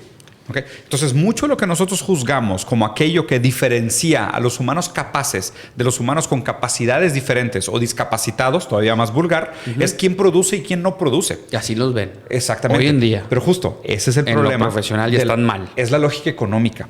O sea, a esto es lo que quería llegar. Pues es que es de nuevo la lógica económica. Porque si te fijas, la diferencia, la nomenclatura entre un autismo de baja funcionalidad y un high functioning autism es que uno puede ser autosuficiente, el otro no. Y el otro no. Entonces, uno depende del estado de bienestar y el otro puede hacerse una vida propia. ¿Okay? Yo defiendo la idea de que todo ser humano tiene derecho a una vida digna. 100%. Esa es mi perspectiva. Y está fundamentado en papel. Sí, eso es lo que me gustaría pensar, ¿no? Creo que aspiramos todo es vivir en una sociedad donde todo el mundo tenga acceso a una vida digna. ¿Okay? El problema del capacismo es muy grave. Primero, porque lo que hace es que imposibilita a muchos seres humanos de tener una vida digna. O sea, de hacerse por sus propios medios, de poder pertenecer. Porque indirectamente hay un rechazo. Totalmente. Que tiene que ver con el exposure. No, sí. Que justo lo que comentabas de esta idea de la inclusión. No, pues está de todo. Ahí te va estos datos, porque digo, es un tema que para mí es muy cercano, obviamente, entonces tengo muy presentes, ¿no? Ajá. Pero si te fijas, hay un dato que dice que 10% de la población del mundo pasa por una discapacidad en algún momento de su vida. No, va a pasar. Sí. Todos, ¿no? El 10% no, ¿eh? Edad, accidentes. ¿Quién te garantiza a ti? No. Y a mí. Fíjate nomás la pregunta. ¿Quién te garantiza que si te levantas ahorita no te pase algo? Nada. Puede un derrame cerebral. Totalmente. Una paraplegia. Alzheimer temprano, inflamación crónica. Hay miles de motivos por los cuales te podría... No, deja tú un offset tardío de una deficiencia genética que te puede detonar con una inflamación, con un antibiótico. Un cáncer. Totalmente de acuerdo. Pero desgraciadamente... 10% de la sociedad, ¿eh? Sí. O sea, 2 de cada... Sí. Pues, y es más. Sí. Te lo adelanto. Pero a eso voy con que no nos concientizamos desde antes por la pérdida de educación. Claro. Eso es la palabra. Pero a ver, entonces aquí la pregunta sería, o sea, lo correcto sería... Porque a ver, inclusive el edadismo es una variación del capacismo. O sea, la discriminación por edades también tiene un sesgo de capacidad. Es lo que muchas veces la gente como que no conecta. Pero como el capacismo es la lógica de la productividad y del utilitarismo, obviamente. Entonces, pues tú ya a una edad avanzada eres discapacitado porque ya no produces. Entonces te tengo que mantener porque tú ya no produces nada. Sí, dependes de una pensión. Exactamente. Y si no del estado de bienestar. Del estado de bienestar, de los programas. Absolutamente. De mi hijo, de mi hija o del que quiera hacerse cargo de mí. Totalmente. 100%. Entonces, a mí lo que me gusta mucho platicar del tema del capacismo es que nunca platico o sea, empecé hablando del capacismo como en representación, ¿no? Como diciendo, mi hijo no tiene un lugar en la sociedad. De hecho, sí, imagínate, y toco madera, ¿no? O sea, qué afortunado es. La gran mayoría de los indigentes tienen algún problema neurológico, neurodegenerativo, de neurodiversidad o algún problema de enfermedad mental. Todos. Exactamente. Entonces... Por drogas o por lo que tú quieras. Pero lo raro es esto, o sea, ¿qué viene antes? ¿Sabes? O sea, ¿fue realmente una predisposición genética que detonó una enfermedad mental que acabó en adicción? No. ¿Cuál es tu tesis? Yo creo que es volvemos a que hay una disfunción. ¿Qué? ¿Genética? En familia. ¿Y sí predisposición genética? No siempre está lo genético. No, en la enfermedad mental. En la enfermedad mental no siempre está lo genético. ¿Y qué lo detona? Muchas veces es el entorno, tú, Diego. Hay gente que, mira, a ti no te ha tocado ni a mí me ha tocado. Claro. Pero yo he estado en zonas muy vulnerables donde niños de 2 años han sido violados. Sí, claro. Donde los hacen inhalar tolueno. Sí. Yo lo he visto. Sí. Los tienen amarrados. Con resistol. Sí. Entonces, tú estás condenando. Sí, claro. Así es la palabra. Tú estás condenando Sí. al menor o al adulto o al que tú quieras Que no funcione. a que no haya una Sí. funcionalidad. Sí. Entonces, no vamos a poder con eso, pues porque es una No, diversidad. me queda clarísimo. Y hay muchas cosas, pero yo pienso que mucho tiene que ver lo familiar. Sí. Claro que Hay un factor genético muy importante, físico, ¿no? Pues mucho. Sí, claro. Pero el otro, vamos a ponerle un número no real. Sí. De 10 pacientes Sí. que tienen un problema mental, a lo mejor 7 es un problema genético, si así Sí. lo quieres llamar. Pero el 30% Sigue siendo o el 3% fenomenológico. es impulsado. Es de crianza. Es de crianza. Sí, concuerdo contigo. Y es donde viene un problemón bruto. Sí, Te digo porque, sí, mira, sí. yo he estado en centros de salud. Mi formación ha estado en centros de salud, en pueblos, Salital de Carreras, Zacatecas. Hice mucha labor social porque me Sí. encanta. Inclusive en diciembre, todos los diciembres voy con mi familia. Cerca de la gente. Voy y dono con mis amigos zarapes o cobertores. ¿Por qué? Porque no se gusta. Sí. Y a lo mejor porque tuve la formación y el privilegio Sí. de ir a zonas rurales cuando me lo demandó el hospital universitario, que me mandaron prestado a San Luis Potosí, y vi mucha vulnerabilidad. Claro. Me tocó ver niños que los amarraban porque la mamá no esto. Simplemente Porque la mamá tenía que salir a trabajar. Simplemente los niños que van en el rebozo. Fíjate nomás. Sí, y es verdad lo que voy a decir. Los niños que van en el rebozo, que tú ves que no se mueven en todo el día, Sí, están drogados. están drogados. Sí. Con alcohol. Sí. Para que no molesten, pero Exacto. sirvan de herramienta para pedir limosna. Imagínate Sí, que sí. hasta dónde llegamos. No, me queda claro. Imagínate. Las situaciones son terribles. Terribles. No, yo soy sincero. Por ejemplo, a mí el tema de la indigencia se me hace súper complejo. Y de nuevo, vinculada al contexto de Y pandemia. les gusta la dirigencia, ¿por qué? Pues porque les deja su recurso que no tienen en otro lado. Claro.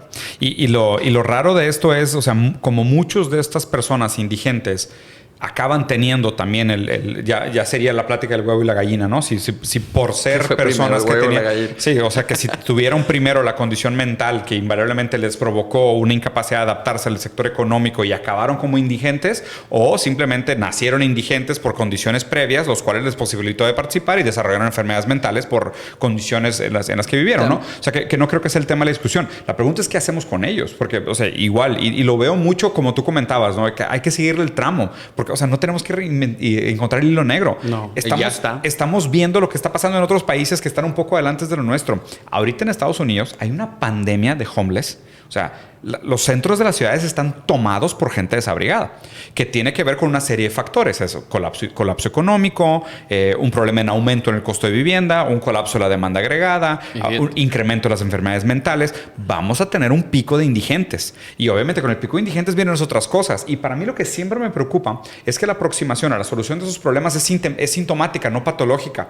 Cuando realmente, o sea, hablando seriamente, usando métodos científicos, o sea, siendo responsable. Si los captaras y los llevaras a otro lado, no estaría ahí. Evítalos. Es como tú decías, la mejor medicina es la preventiva. 100%. O sea, no es, ¿qué hacemos ahora con los indigentes? No, es que cómo evitamos que estos millones de niños que quedaron huérfanos durante la pandemia no acaben como indigentes. Porque ya para cuando llegaron a la indigencia, pues ya no tienes nada que hacer. Muy difícil. Ya es, pues, ni modo, sordéalos, escóndelos, dales un buen tratamiento, que mueran dignamente, porque no los vas a poder reintegrar a la sociedad. La pregunta es, ¿qué hacemos con estos 300,000 niños que quedaron huérfanos de la pandemia para que no sean eventualmente los futuros indigentes que estén en los centros de la calle? O sea, eso es lo que se me hace súper raro, de estar constantemente parchando baches en lugar de decir cómo tomamos las decisiones adecuadas para tener una política pública de salud que sea preventiva. O sea, con la misma lógica, si la mejor salud es la salud preventiva, pues la mejor política pública de salud también debería ser preventiva. De hecho, no hay otra cosa más que la prevención. Sí. Pero creo que en el sentido de la información preventiva, Diego, se ha perdido en los últimos años. Creemos que vamos muy avanzados. Sí, estamos muy avanzados en la ciencia, hay que decirlo, estamos muy avanzados. Hemos avanzado muchísimo. A ver, en la ciencia estamos muy bien, en la medicina de alta eficacia. De verdad te lo puedo decir. sobre todo en Nuevo León. En Nuevo León se maneja una medicina que es brutalmente efectiva. Pero creo yo que si tú haces una buena promoción de la medicina preventiva, pues a lo mejor no llegarías a esos casos catastróficos. Entonces, ¿qué se puede hacer con lo que comentas tú con los indigentes o con los niños? Con los niños pues no van a entender algo preventivo, pero sí hacer las asociaciones, tanto públicas y privadas, que en unión hagan algo en conjunto, porque si no, solos, persona que se deja aconsejar solo nunca va a poder. Sí. Entonces se tienen que ayudar tanto ciertos órganos públicos, privados. Se les tiene que apoyar con sus condiciones materiales. Y ponerlo en la ley y decir, esto es una obligación. Y si no se hace, se va a hacer que la ley se cumpla, y si no, va a haber multas económicas o yo qué sé. Ya. Si la ley permite que sigamos así y no haya ese factor de que lo tienes que hacer porque lo dice la ley. Ya. Así como está muy bonito que esté en papel. Yo insisto, está bien padre que esté en papel. Pero si no se ejecuta. Pero si no lo ejecutas, no vas a poder con el problema. Sí, claro. No, y ahí también entra mucho lo que comentabas antes de los intereses políticos, lo que se hace por los votos versus lo que se hace realmente por un buen interés. Pues claro. Sí, totalmente. Mira, se ve, voy a poner un ejemplo absurdo, pero creo que va en este contexto. A ver. En la Suprema Corte de la Federación son puros abogados, ¿cierto o falso? Sí. 100%. Imagínate que un doctor esté ahí. Claro. Nomás imagínate. Sí, la diferencia que hay. Pues vas a decir, ¿qué hace este hombre aquí? Bueno, si tú me preguntas a nivel federal, hay 3 posiciones muy importantes de salud. ¿Cómo es posible que las ocupe un ingeniero o un contador? Sí, claro. Ya me insiste. Dices tú, si yo quiero que la política pública tenga un interés en las capacidades diferentes, realmente en la salud pública, tengo que poner al que está realmente preparado en esta institución para que tenga la visión de un mejor apego a la institución, porque él no va a ver el problema. Entonces, Alejandro, otra pregunta que me gustaría hacerte es, bajo esta noción todavía del capacismo, hay un par de cosas que creo que son importantes, ¿no? Y te digo un par de cosas que he investigado, que no he visto que se ejecutan a nivel internacional todavía, pero me parece que son cosas importantes. Como que, por ejemplo, estamos avanzados en el tema de las discapacidades físicas en algunos frentes, ¿no? Creo que fue un tema que es más común, llevamos más tiempo hablando de ellos. Justo estaba investigando como, por ejemplo, las Olimpiadas Paralímpicas empezaron como las Olimpiadas en sillas de rueda para toda la gente que perdió miembros después de la Segunda Guerra Mundial. Solo miembros. Entonces, exactamente, era de que, oye, pues te faltaba un brazo, una pierna, pues había una Olimpiada para ti, ¿no? Pero de alguna manera fue creada casi como una manera de darle dignidad y significado a la vida de tanta gente que había sacrificado su cuerpo durante la Segunda Guerra Mundial. Selectivo, porque había otro tipo de... Exacto. Entonces me parece que es una lógica selectiva en el sentido de, pues le dimos más prioridad a las capacidades físicas diferentes, sordera, ceguera, mudismo, amputaciones y demás, pero la neurodiversidad, o sea, este pensamiento de decir no todo el mundo tiene las mismas capacidades neurológicas o no todo el mundo tiene las mismas capacidades intelectuales, mentales, emocionales, es como la nueva tendencia que se está visibilizando. Porque de nuevo, es algo que existe desde hace muchísimo tiempo, pero no está tipificado, no estaba visibilizado, no había una manera de encuadrarlo en lo social, ¿no? Mi tesis es que lo que deberíamos de hacer es cada vez más incluir bajo la misma discusión con la que se habla de capacidades diferentes físicas, las capacidades diferentes mentales. Sí, y no sé cuál sea tu experiencia con el tema. Mi experiencia es que sí se tiene que ver como tú lo comentas, a la par. Se tiene que ver a la par, pero creo yo que hay un mundo muy diverso y que hasta en las capacidades diferentes... hay grises, ¿no? Hay estereotipos. Sí. Y hay catalogamientos. Sí. Entonces, creo yo que eso es muy duro de erradicar, de pegar en el frente.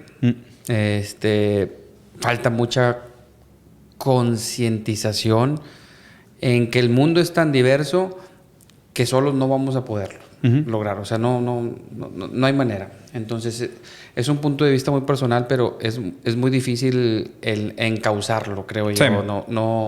No es tan fácil. En tu tema, a lo mejor por lo que comentas, por tus antecedentes y por lo que vives el día a día, te has metido más en eso, pero es un tema muy diverso que hasta en ese tipo de síndromes o padecimientos o discapacidades o amputaciones o en esas cosas, hay una selección. Tan es así que existen selecciones para que eres apto para esto, eres apto para lo otro, pero también estoy consciente que si a toda la gente aunque se escuche mal el término, la involucras con toda la sociedad y haces el mismo cauce que todo sea uno, vas a descubrir aptitudes diferentes hasta el que llamas con capacidades diferentes y va a ser mejor su funcionamiento. Ahí te va. El contraargumento a tu punto, y entiendo dónde viene la lógica, no estoy fundamentalmente en desacuerdo, es que no existe, para mí, a mi entender, ¿ok? Porque yo soy antihumanista. A mi entender no existe tal cosa como un hombre universal. O sea, no existe tal cosa como un ser humano funcional. O sea, es como yo soy en contra de la definición de un ser humano funcional, para mí, inclusive, cualquier grupo o distinción de es que este es diferente por A, B, C y D, para mí ya se me hace un sesgo equivocado. ¿Por qué? Porque siempre es el hombre universal al que le da lugar a los subalternos. O sea, tiene que haber, un juez. Pues siempre hay un juez. Ese es mi punto. Y que reparte. Yo soy en contra del juez. ¿Por qué? Porque inclusive me parece difícil de justificar cuál es el objetivo del progreso. O sea, para mí es prácticamente imposible determinar que una vida es más importante que otra. No son, todos son iguales. Exacto. Entonces, si todas las vidas son igualmente importantes, pues realmente pues no hay por qué hacer tantas distinciones. No. ¿Me explico? O sea, yo entiendo que jurídicamente y por puro tema de nomenclatura es más fácil... como tú decías, ¿no? Es que, oye, no puedes meter a todos los que tengan capacidades diferentes en un bulk de estas personas tienen capacidades diferentes. No. Pues que justo todos tenemos capacidades diferentes. Tú y yo. Todos. Yo no sé lo que tú tienes. Exacto. Yo todos. Entonces, para mí, la verdadera intención de superar el capacismo es entender que aún el hombre universal que se reserva el derecho de decirle a los otros que tienen capacidades diferentes está equivocado. Porque por eso me gusta el término capacidades diferentes. Es que ahorita el ser humano... Sí. Se enfoca en lo que le sirve. Claro, es una lógica utilitarista. Y eso, exacto. Es donde dice, me sirve, lo dejo. Claro, exacto. No me sirve, lo llamo de otra manera y lo muevo. Por eso siempre hablo de economía. Por eso estamos mal. Por eso siempre hablo de economía. No sé si se diga mal o equivocado, pero estamos equivocados. Pero sí, concuerdo contigo que estamos en la lógica equivocada. Persona que no lo vea que está mal es una utilitarista. Y ahí te va. Fufo. Y ahí está mi preocupación con todo esto. La automatización. Bueno, nos va a ser inútiles a todos. A discapacitados. Nos va a ser a todos. De hecho, si tú lo ves y lo viste cuando se fundó Amazon y Facebook, a ver, yo te voy a decir ahorita quién hizo que tronara Lowe's. Amazon. Claro, 100%. Y muchas otras empresas también. Y va por otras, y va por otras, y va por Sears, y va por invierte cientos de millones de dólares al año para dejarnos a todos sin empleo. Bueno, y te estás volviendo, ya no vas a, no sé, Palacio o esas cosas. Ya tienes toda la computadora y a medio, si no lo regresas y te da flejera. Sí. Entonces, pues a lo mejor tú y yo no lo vamos a ver por nuestra edad. Nuestros hijos sí. Pero sí se viene algo crítico que se viene en la sociedad que nos va a hacer a todos discapacitados. Nos va a hacer discapacitados y no esenciales. Sí, ese es el tema. Entonces, justo por ahí es donde va mi reflexión. Sí, ¿no? O sea, hoy en día, y otro dato que se me hace impresionante, 10% de la población del mundo pasa por algún tipo de discapacidad durante su vida. ¿No? Esa es la estadística global. 86% de ese 10% está en el sur global. Pues es alto. La gran mayoría de las personas que tienen capacidades diferentes están en el sur global. Bueno, en México se determina por su población que tenemos de 7 a 8 millones. Claro.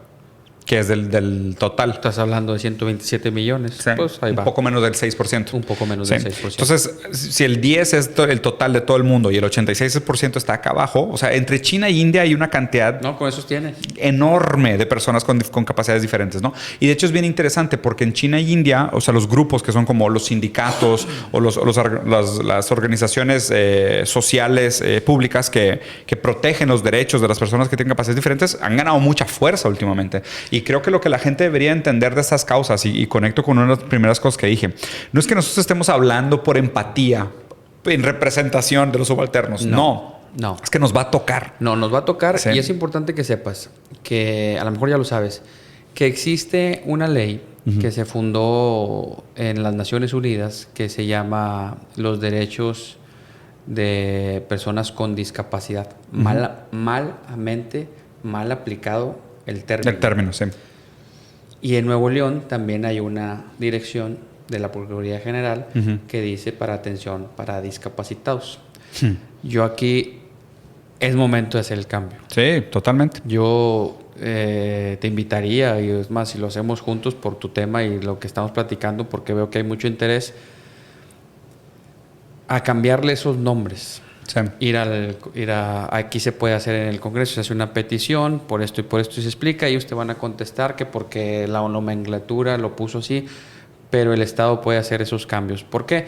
Porque si nosotros seguimos nombrándole a las cosas erróneamente, vamos a tener resultados erróneos. Concuerdo contigo. Y gente inútil. No, y a ver, y te agradezco la oferta, platiquémoslo, porque pues obviamente sí me interesa, es uno de los motivos por los cuales empecé esto. Te voy a decir cómo es, para que lo traigas en tu background.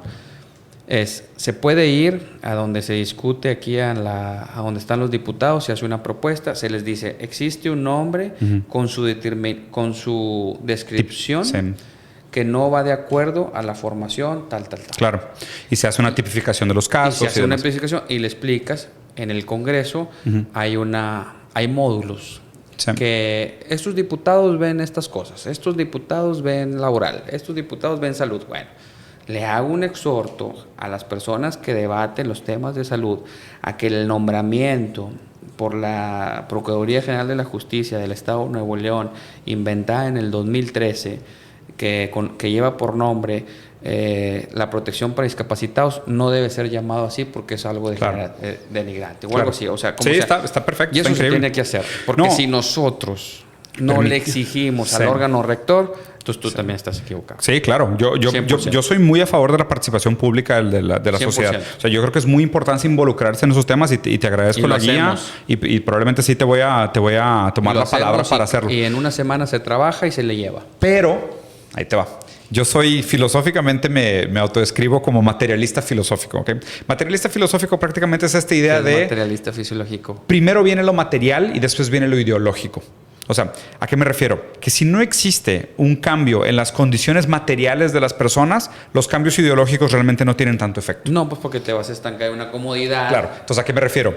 Que viene el sesgo y te quedas. Que puede ser muy simbólico hacer un cambio de nomenclatura de discapacidades a capacidades diferentes, pero si no hacemos también un esfuerzo por cambiar las condiciones materiales y el acceso a oportunidades que tienen esos niños, pues no sirve nada. No, o sea, pues, se queda en papel. Estás igual. Exacto, se queda en papel. Entonces digo, te tomo la palabra con la condición de que encontremos una manera, y digo, no sé si se pueda realmente, porque pues habría que verse que estas cosas son complejas, de ver alguna manera de tener algún impacto físico sobre realmente si estos niños tienen acceso a estas personas, porque creo que me estoy proyectando, ¿no?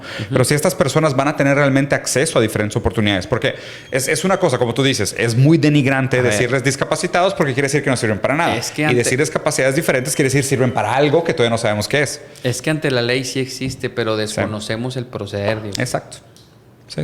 El 90% de las personas, vamos a decirlo así, que padecen de una situación similar a la tuya o a la de 7 millones de mexicanos, desconoce la ley. Completamente de acuerdo. Si la ejerciéramos, ya sería mucho. Mira, temblarían todas las instituciones.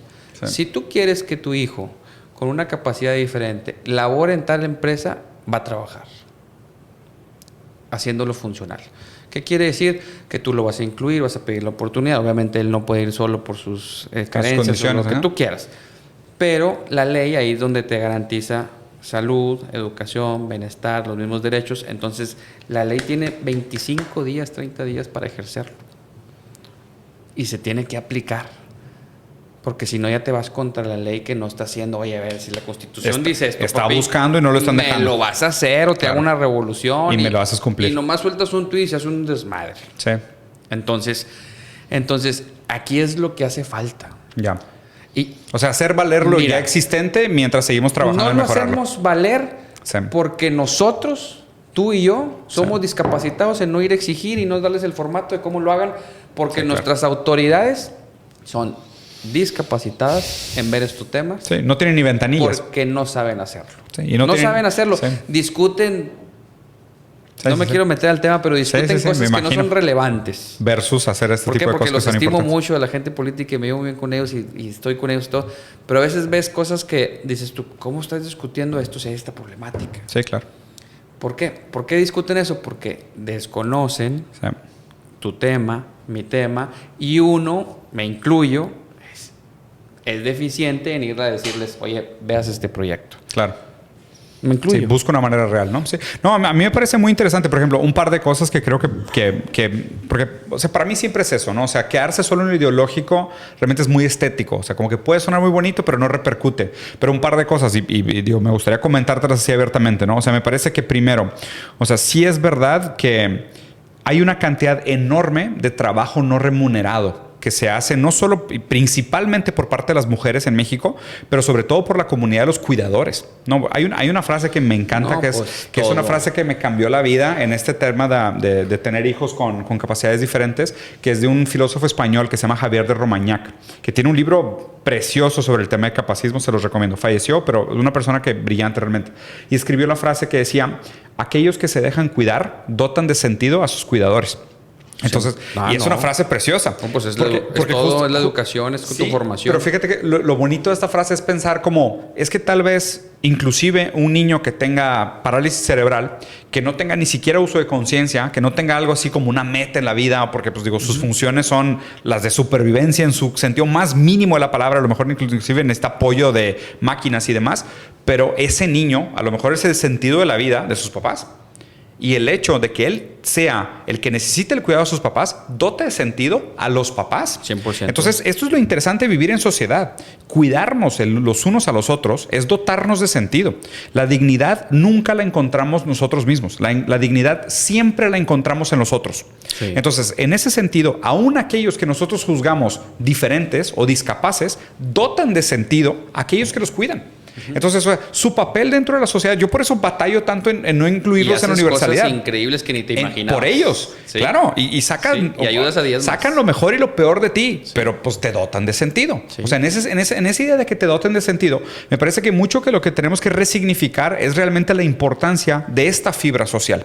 O sea, porque la fibra social se constituye en formación reactiva con la dignidad que encontramos colaborando con los demás. 100%. Y mientras más podamos ayudar a los otros a encontrar una vida digna, más vamos a tener nosotros una vida digna, ¿no? Pero pues para que se dé ese contexto me parece que es importante lo que te quiero comentar. Dos cosas. Primero, el trabajo no remunerado a las cuidadoras, que me parece que, y de hecho, o sea, interesante, ¿no? Porque pues ahora estuvo el tema de que, oye, pues si mi esposa me apoya, cobro o no cobro por lo que mi esposa me apoyó. Oye, pues qué raro, ¿no? Pues entonces hablemos de todas las mujeres que apoyan a sus maridos para que puedan cumplir sus funciones y no son remuneradas. Y no son remuneradas. O todas aquellas madres o los padres que cuidan a sus hijos o se tienen que quedar en casa y no son remunerados por su trabajo. Hacen una función social. Hacen una función social y muchas de las veces las parejas tienen que dejar un trabajo. Exactamente. Para cuidarlos. Ahí es donde entraría muy bien el gobierno. Justamente. Si quisieran hacer bien las cosas, sí.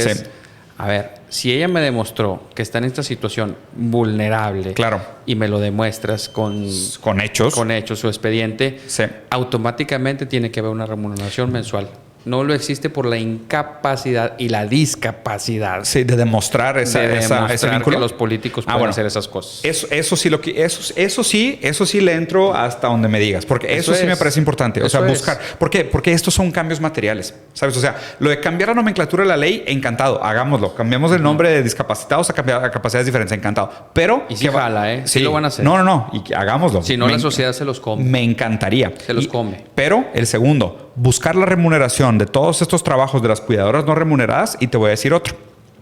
Cuando se empezó a platicar de este tema de los cajones para discapacidades físicas, se hablaba de un porcentaje de cuántas personas con discapacidades físicas había por cada centena de personas para buscar, obviamente, proporciones parecidas, ¿no? Sí, para ponerlos abajo. Exacto. ¿Y por qué no existe un cajón para personas con neurodiversidad? Porque no representa ante la sociedad esa incapacidad. Ya lo representa. Ya lo representa. Ya lo representa en números. No, hoy en día ya lo representa en números y en dificultades también, ¿eh? No, ya lo representa en números, pero ante la información. Claro, es la visibilidad. Exacto. Exactamente. Está ciego. Exactamente. Está ciego, ¿eh? Yo por eso creo. Es más, ahorita la gente no sabe lo que estás diciendo, tan ciego. Me queda claro. Pero lo que me parece interesante es a lo mejor buscar ese camino y decir, oye, ¿por qué? Porque para mí es que, de nuevo, la manera como se ayuda a esta gente es haciendo cambio en su mundo físico. 100%. O sea, yo te puedo decir como papá. Si tú los dotas. Sí. De posibilidades, si tú los de herramientas. De posibilidades, de herramientas. Mira, está como un papá. Sí. Tú tienes 3 hijos, supongamos yo. Sí. Tú sabes las carencias de cada hijo, me supongo yo. Sí, claro. todos los hijos les son debes... diferentes. Sí, todos son diferentes, pero a todos les tienes que hacer saber que son hiperinteligentes. Sí. Se los tienes que hacer saber, aunque tú sepas que aquí hay tema. Sí, claro. Especiales, queridos, lo que tú capaces. Quieras, lo que tú quieras. Pero a todos los tienes que hacer... Los tienes que hacer que ellos crean que tú piensas que es el más inteligente. ¿Por qué? Porque lo estás dotando para lo que viene. Claro. Para que él tenga el argumento y decir, a ver, a mí, en mi casa yo soy bueno, yo soy puedo. chingón. Sí, yo puedo. Y que yo puedo y que yo lo voy a hacer. Sí. Aunque el papá, el que mejor te conoce es tu papá y tu mamá. Sí. Y él sabe que tienes hiperactividad, lento aprendizaje y que 1000 cosas. Pero si uno dota de fuerza al que tú quieras, integrante de la familia, desde un inicio, lo estás preparando para lo que viene y va a ser bien bueno. Claro. Te lo firmo. Claro. Eso tiene que venir de la mano con oportunidades reales. Con oportunidades, pero ahorita ves que lo veo. Sí. Y en mi casa no es el caso y se los puedo jurar. No, que no haga eso. Sí. Que no lo otro. Lo estás haciendo incapaz Sí. de que vaya por un buen camino. Totalmente. A lo que se va a expresar más adelante. Sí, totalmente. Que la vida real es muy cruel, Diego. No, me queda clarísimo. Y es muy dura. Yo lo único que quiero hacer es hacer ese acompañamiento. O sea, yo estoy de acuerdo en que hagamos cambios ideológicos, pero que vengan acompañados de cambios materiales. 100%. O sea, si acompañamos a la gente de un cambio de perspectiva, de discapacitados a capacidades diferentes, ya es eso que decías. Oye, no es que tú no puedas porque eres menos, es que tú puedes porque eres diferente. Claro. O sea, ese para mí es el primer cambio de perspectiva, ¿no? Que tiene que venir... Y hay una remuneración. Aparte. Y se va a sentir... Ándale. Y ahora sí. Fuerte. Oye, yo puedo. Mamá, me gané esto. ¿Tuviste que dejar de trabajar para cuidar a los hijos? Pues sí. es... Y es donde viene el... lo voy a ahora hacer, sí. ¿cómo no? Claro, Ándale, ahora sí. Y con una lanita en la bolsa es mucho... Mira, todo. Mira, bajo la pregunta esta, la gente plantea la falsa paradoja. Cuando ganas tu primer dinero te sientes... Sí, claro. Como que... Capaz. Eres el mejor. Capaz. Te sientes digno, te sientes merecedor del fruto de tu trabajo. 100%. La gente plantea esta falsa paradoja de que ¿qué es mejor? ¿Darles de comer o enseñarles a pescar? Es que nadie aprende a pescar si tiene hambre. Es mucho más fácil aprender a pescar si no tienes hambre. Si te estás muriendo de hambre, no aprendes bien. No, porque vas a andar... Se llama mentalidad de escasez. Claro. Está ampliamente documentado en la comunidad psicológica. O sea, si tienes desesperación, no aprendes. Si no quitamos la desesperación, la gente no va a aprender, no importa cuánto gastemos en educación. Entonces, por eso el acompañamiento de lo ideológico tiene que venir de lo material, porque si no, es un desperdicio de esfuerzo, ¿no? Entonces, digo, ahí es donde creo que se puede realmente hacer un sandwich approach, o sea, de que, oye, pues hacemos el cambio ideológico, cambiamos la nomenclatura. Sí, para la apretada. Buscamos, pero al mismo tiempo, oye, pues te doy oportunidades. Por ejemplo, lo del cajón, ¿no? Decía, a ver, o sea, realmente para una persona capaz, o sea, una persona normal, una persona promedio, estacionarte un poco más lejos de la entrada, la neta es que da igual. Si te tocó un lugar justo enfrente, afortunado, qué padre, te ahorraste 40 segundos caminando, tan. Igual hubiera sido mejor que caminaras para quemar las calorías. Pero, ¿qué hacemos? Pero escucha, para mí, con un hijo que viene haciendo un tantrum y yo me tengo que parar a la farmacia para comprar algo, o me tengo que parar en el supermercado para comprarle comida porque le está dando un pico glicémico, la diferencia entre estacionarme justo enfrente de la puerta y a 2 minutos de distancia... Es una necesidad básica. No, es estrés, es ansiedad, es malestar, es llanto, se puede golpear la cabeza. Sí. Es todo puede pasar en ese momento. Es una espiral terrible, ¿no? Por eso realmente no hay por qué no adjudicar o no buscar y decir que, oye, de la misma manera es nomás para eso. Claro. No. Hay que usar la diversidad y ampliar el término. O sea, si tenemos un cajón para personas que tienen capacidades físicas diferentes, pues ¿por qué no tenemos un cajón para personas con capacidades mentales diferentes? Que eso, créeme que materialmente hablando, debería día a día, todo en lo mismo. Bueno, pero con que dupliquemos el número de cajones. Porque si no, lo que estás diciendo es que es el doble de gente para el mismo espacio. Y no lo vas a completar. Exactamente. Entonces digo, o sea, si es así... Es un tema que se debe tratar. Sí, si es así... Y que se debe discutir, claro. Si es así, encantado de inclusive de hacer todo el trabajo que se necesita de estudio. A que llegue a donde debe llegar. Pues vamos a entrarle. Y que lo discutan. ¿Va? ¿Por qué? Porque de ahí tenemos que partir.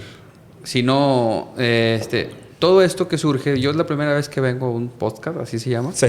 Que no tengo redes sociales más que Twitter. No te pierdas de nada. Sí. Entonces, soy de los de la idea firme que, ya te lo comenté hace ratito, que no por saber hablar del tema se tiene o se basta del conocimiento, y el que se deja aconsejar solo cree que es todólogo, tampoco creo que sea verdad. Tiene uno que alimentarse de todo. Pero dentro de estas pláticas tiene que salir algo productivo, si no vale la pena. Acciones. Sí. Y te lo firmo. De acuerdo. Si de esto no se hace algo positivo, quiere decir que venimos a concientizar a la población y quién sabe si lleguemos a ellos, porque desgraciadamente no sabemos. No sabemos la determinación o cómo nos lo van a tomar.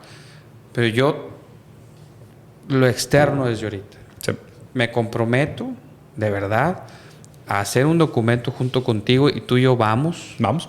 Y no necesitamos ni cama de chinga. Lo hacemos, Mejor lo ponemos. Yo te ayudo sobre la ley, la discusión de la terminología. La nomenclatura. Para que se le quite el nombre a lo de la Discapacidades. Poder Judicial de Discapacidades. Lo llaman así porque la Asociación Panamericana viene con ese nombre. Está bien porque están respetando la ley. Totalmente. O sea, no estamos haciendo mal, pero nosotros vamos a poner nuestro granito de, a ver, te estoy explicando que es así y ellos lo tienen que discutir y muy seguramente se va a votar a favor. Y lo segundo es la concientización de que todos los cajones con capacidades diferentes, que así se le tiene que llamar, entra en toda la nomenclatura y por ende se tienen que aplicar esto. Sí. Obviamente a lo privado no le va a convenir porque los cajones están... se tiene que decir así, están catalogados según cuántos pisos, que quién sabe qué, y me vas a quitar 2 y qué estrés. Es un dolor de cabeza lo que queremos Pero no importa, hacer. es lo correcto. Es un dolor de cabeza. Los cambios duelen. Lo entiendo que es un dolor de cabeza, pero pues nosotros tenemos a los gobernantes que nos merecemos. Sí.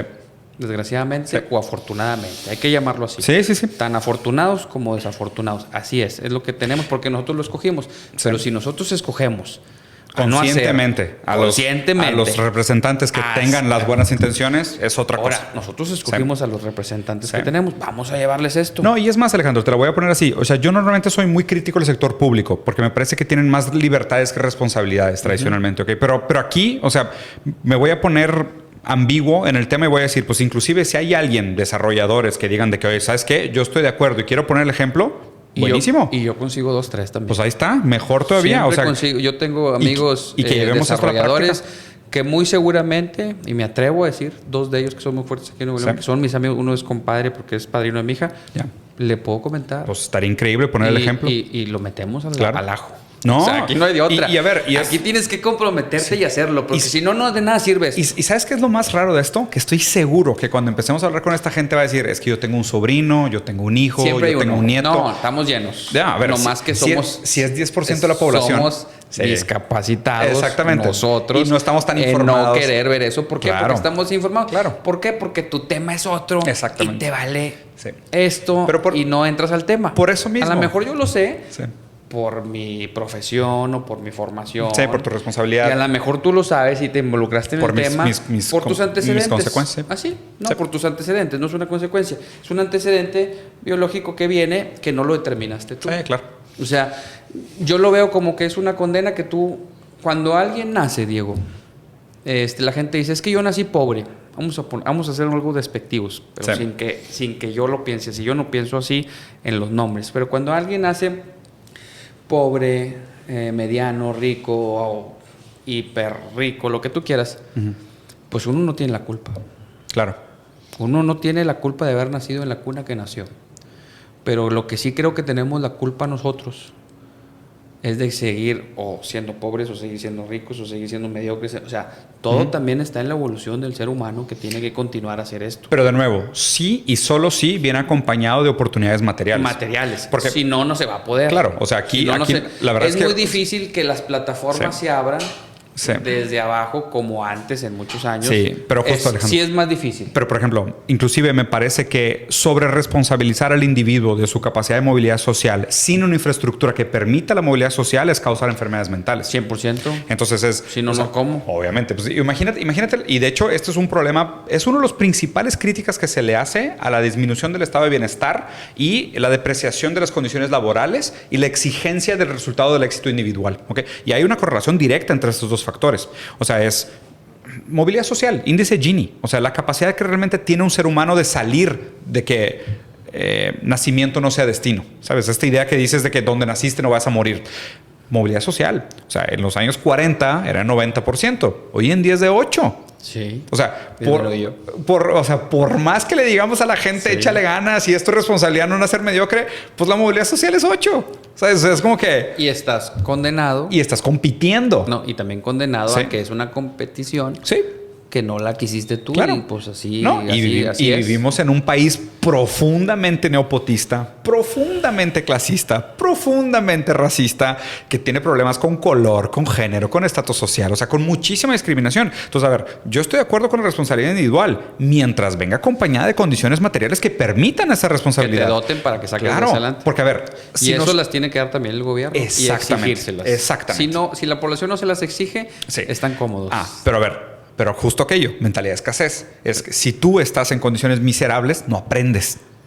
No aprendes. Esto está documentado ampliamente en psicología. Sí. Por eso, repito, que el gobierno tiene que dotar con igualdad. Totalmente. Volvemos a lo mismo. Tiene que proveer las condiciones. Tienes todo el papel. Sí. Pero ejecútalo. Pero pues no lo ejecutan. Y ellos dicen, pues sí. Pero si tú no me das las herramientas, ¿cómo quieres que llegue ahí? Sí, totalmente. Absolutamente de acuerdo. Pues Alejandro, la neta, pues buenísima la plática. Estuvo muy interesante. La verdad es que hablamos de muchos temas. Logramos mantener un cierto nivel de coherencia que creo que raramente he logrado en una conversación tan larga. Te agradezco, qué maravilla de conversación. O sea, sinceramente te conocía solo de nombre, había visto un poco de tu trabajo, pero no había visto entrada a detalle. Te has ganado mi admiración por tu manera de pensar, gracias, tu convicción, Diego, tu planteamiento de las cosas, y te voy a tomar la palabra en un par de propuestas. No, hay que hacerlas. ¿Sí? Yo te invitaría a que cada que haya un pensamiento diferente y propuestas, hay que ejecutarlas. Sí. Y yo me sumo a ayudarte, porque si no, yo sería un incongruente en no hacerla. Entonces, esta es la primera vez que estoy en un podcast. Pues qué gusto. Estrenaste muy bien, según yo. Te agradezco mucho tu espacio, te agradezco mucho la invitación. Agradezco mucho que me hayas permitido explayarme como soy. No hay nada planeado aquí. Entonces, y estoy agradecido. Y en lo que yo pueda sumar y ayudar y orientar a la gente, y si te llegan preguntas o que le tengamos que ayudar, yo me comprometo a ayudarlos al 100% hasta donde están mis capacidades y mis posibilidades. Buenísimo. Y lo que te comentaba ahorita de hacer que se vaya a discusión, lo podemos hacer. Sí. Y es bien importante que la gente sepa. Sí. Que ellos también pueden. Hagámoslo. Siempre y cuando vaya bien fundamentado, que no vayan a hacer ocurrencias, que no vayan a ser... Yo creo que esto que platicamos tú y yo, pues puede ir bien fundamentado. Claro, tiene sustento. Vas a tener mi conocimiento médico, vamos a tener la terminología legal, vas a tener tu expertise. El sustento filosófico. Y si unimos el sustento fisiológico, y si unimos esas 2-3 fuerzas, pues no hay... Creo que va tan fundamentado que se tiene que debatir como es. Sí, claro. Y que no estamos haciendo una trastada o una inventada o es que yo quiero que... No. A ver, estamos concientizando de un problema que hay. Claro. Que es un problema que poco a poco tenemos que quitar a que sea problema y a que no tenemos que llamarles con incapacidades diferentes, ¿no? Solamente como verlo como Joaquín o como un síndrome y tratarlos de igualdad a todos, tanto en políticas públicas como de síndromes o cómo se trató la pandemia, pero actuar como sociedad, como gobierno. Sí. Si nos unimos, todo va a salir adelante al 100%. Yo te lo garantizo. Entonces, cuentas con mi apoyo y admiración. Pues voy a ver tus podcasts. Perdón anticipadamente por todo lo que vas a ver. Los voy a ver. Desgraciadamente siempre digo yo que yo no tengo redes sociales porque no se me da el estar ahí subiendo una foto o algo. Sí. Pero en esta ocasión yo creo que sí voy a checar todo a ver cómo está. Pues encantado. Alejandro, de nuevo te agradezco muchísimo por el tiempo. Y te agradezco mucho el espacio que me das. Bueno. Y ojalá nos haya servido a los dos, tanto a ti como a mí, esta experiencia para compartir ideas y llegar a la población. Y si tienen algún problema, que ellos no duden en que nosotros estamos para ayudarlos. Vale, perfecto. 100%. Pues van a seguir escuchando sobre este tema. Aquí pueden estar al pendiente. No voy a dejar pasar esta. Saben que este tema me interesa bastante y te agradezco mucho. Muchas gracias a ustedes y gracias por escucharnos. Listo. Gracias, corte. Compadre.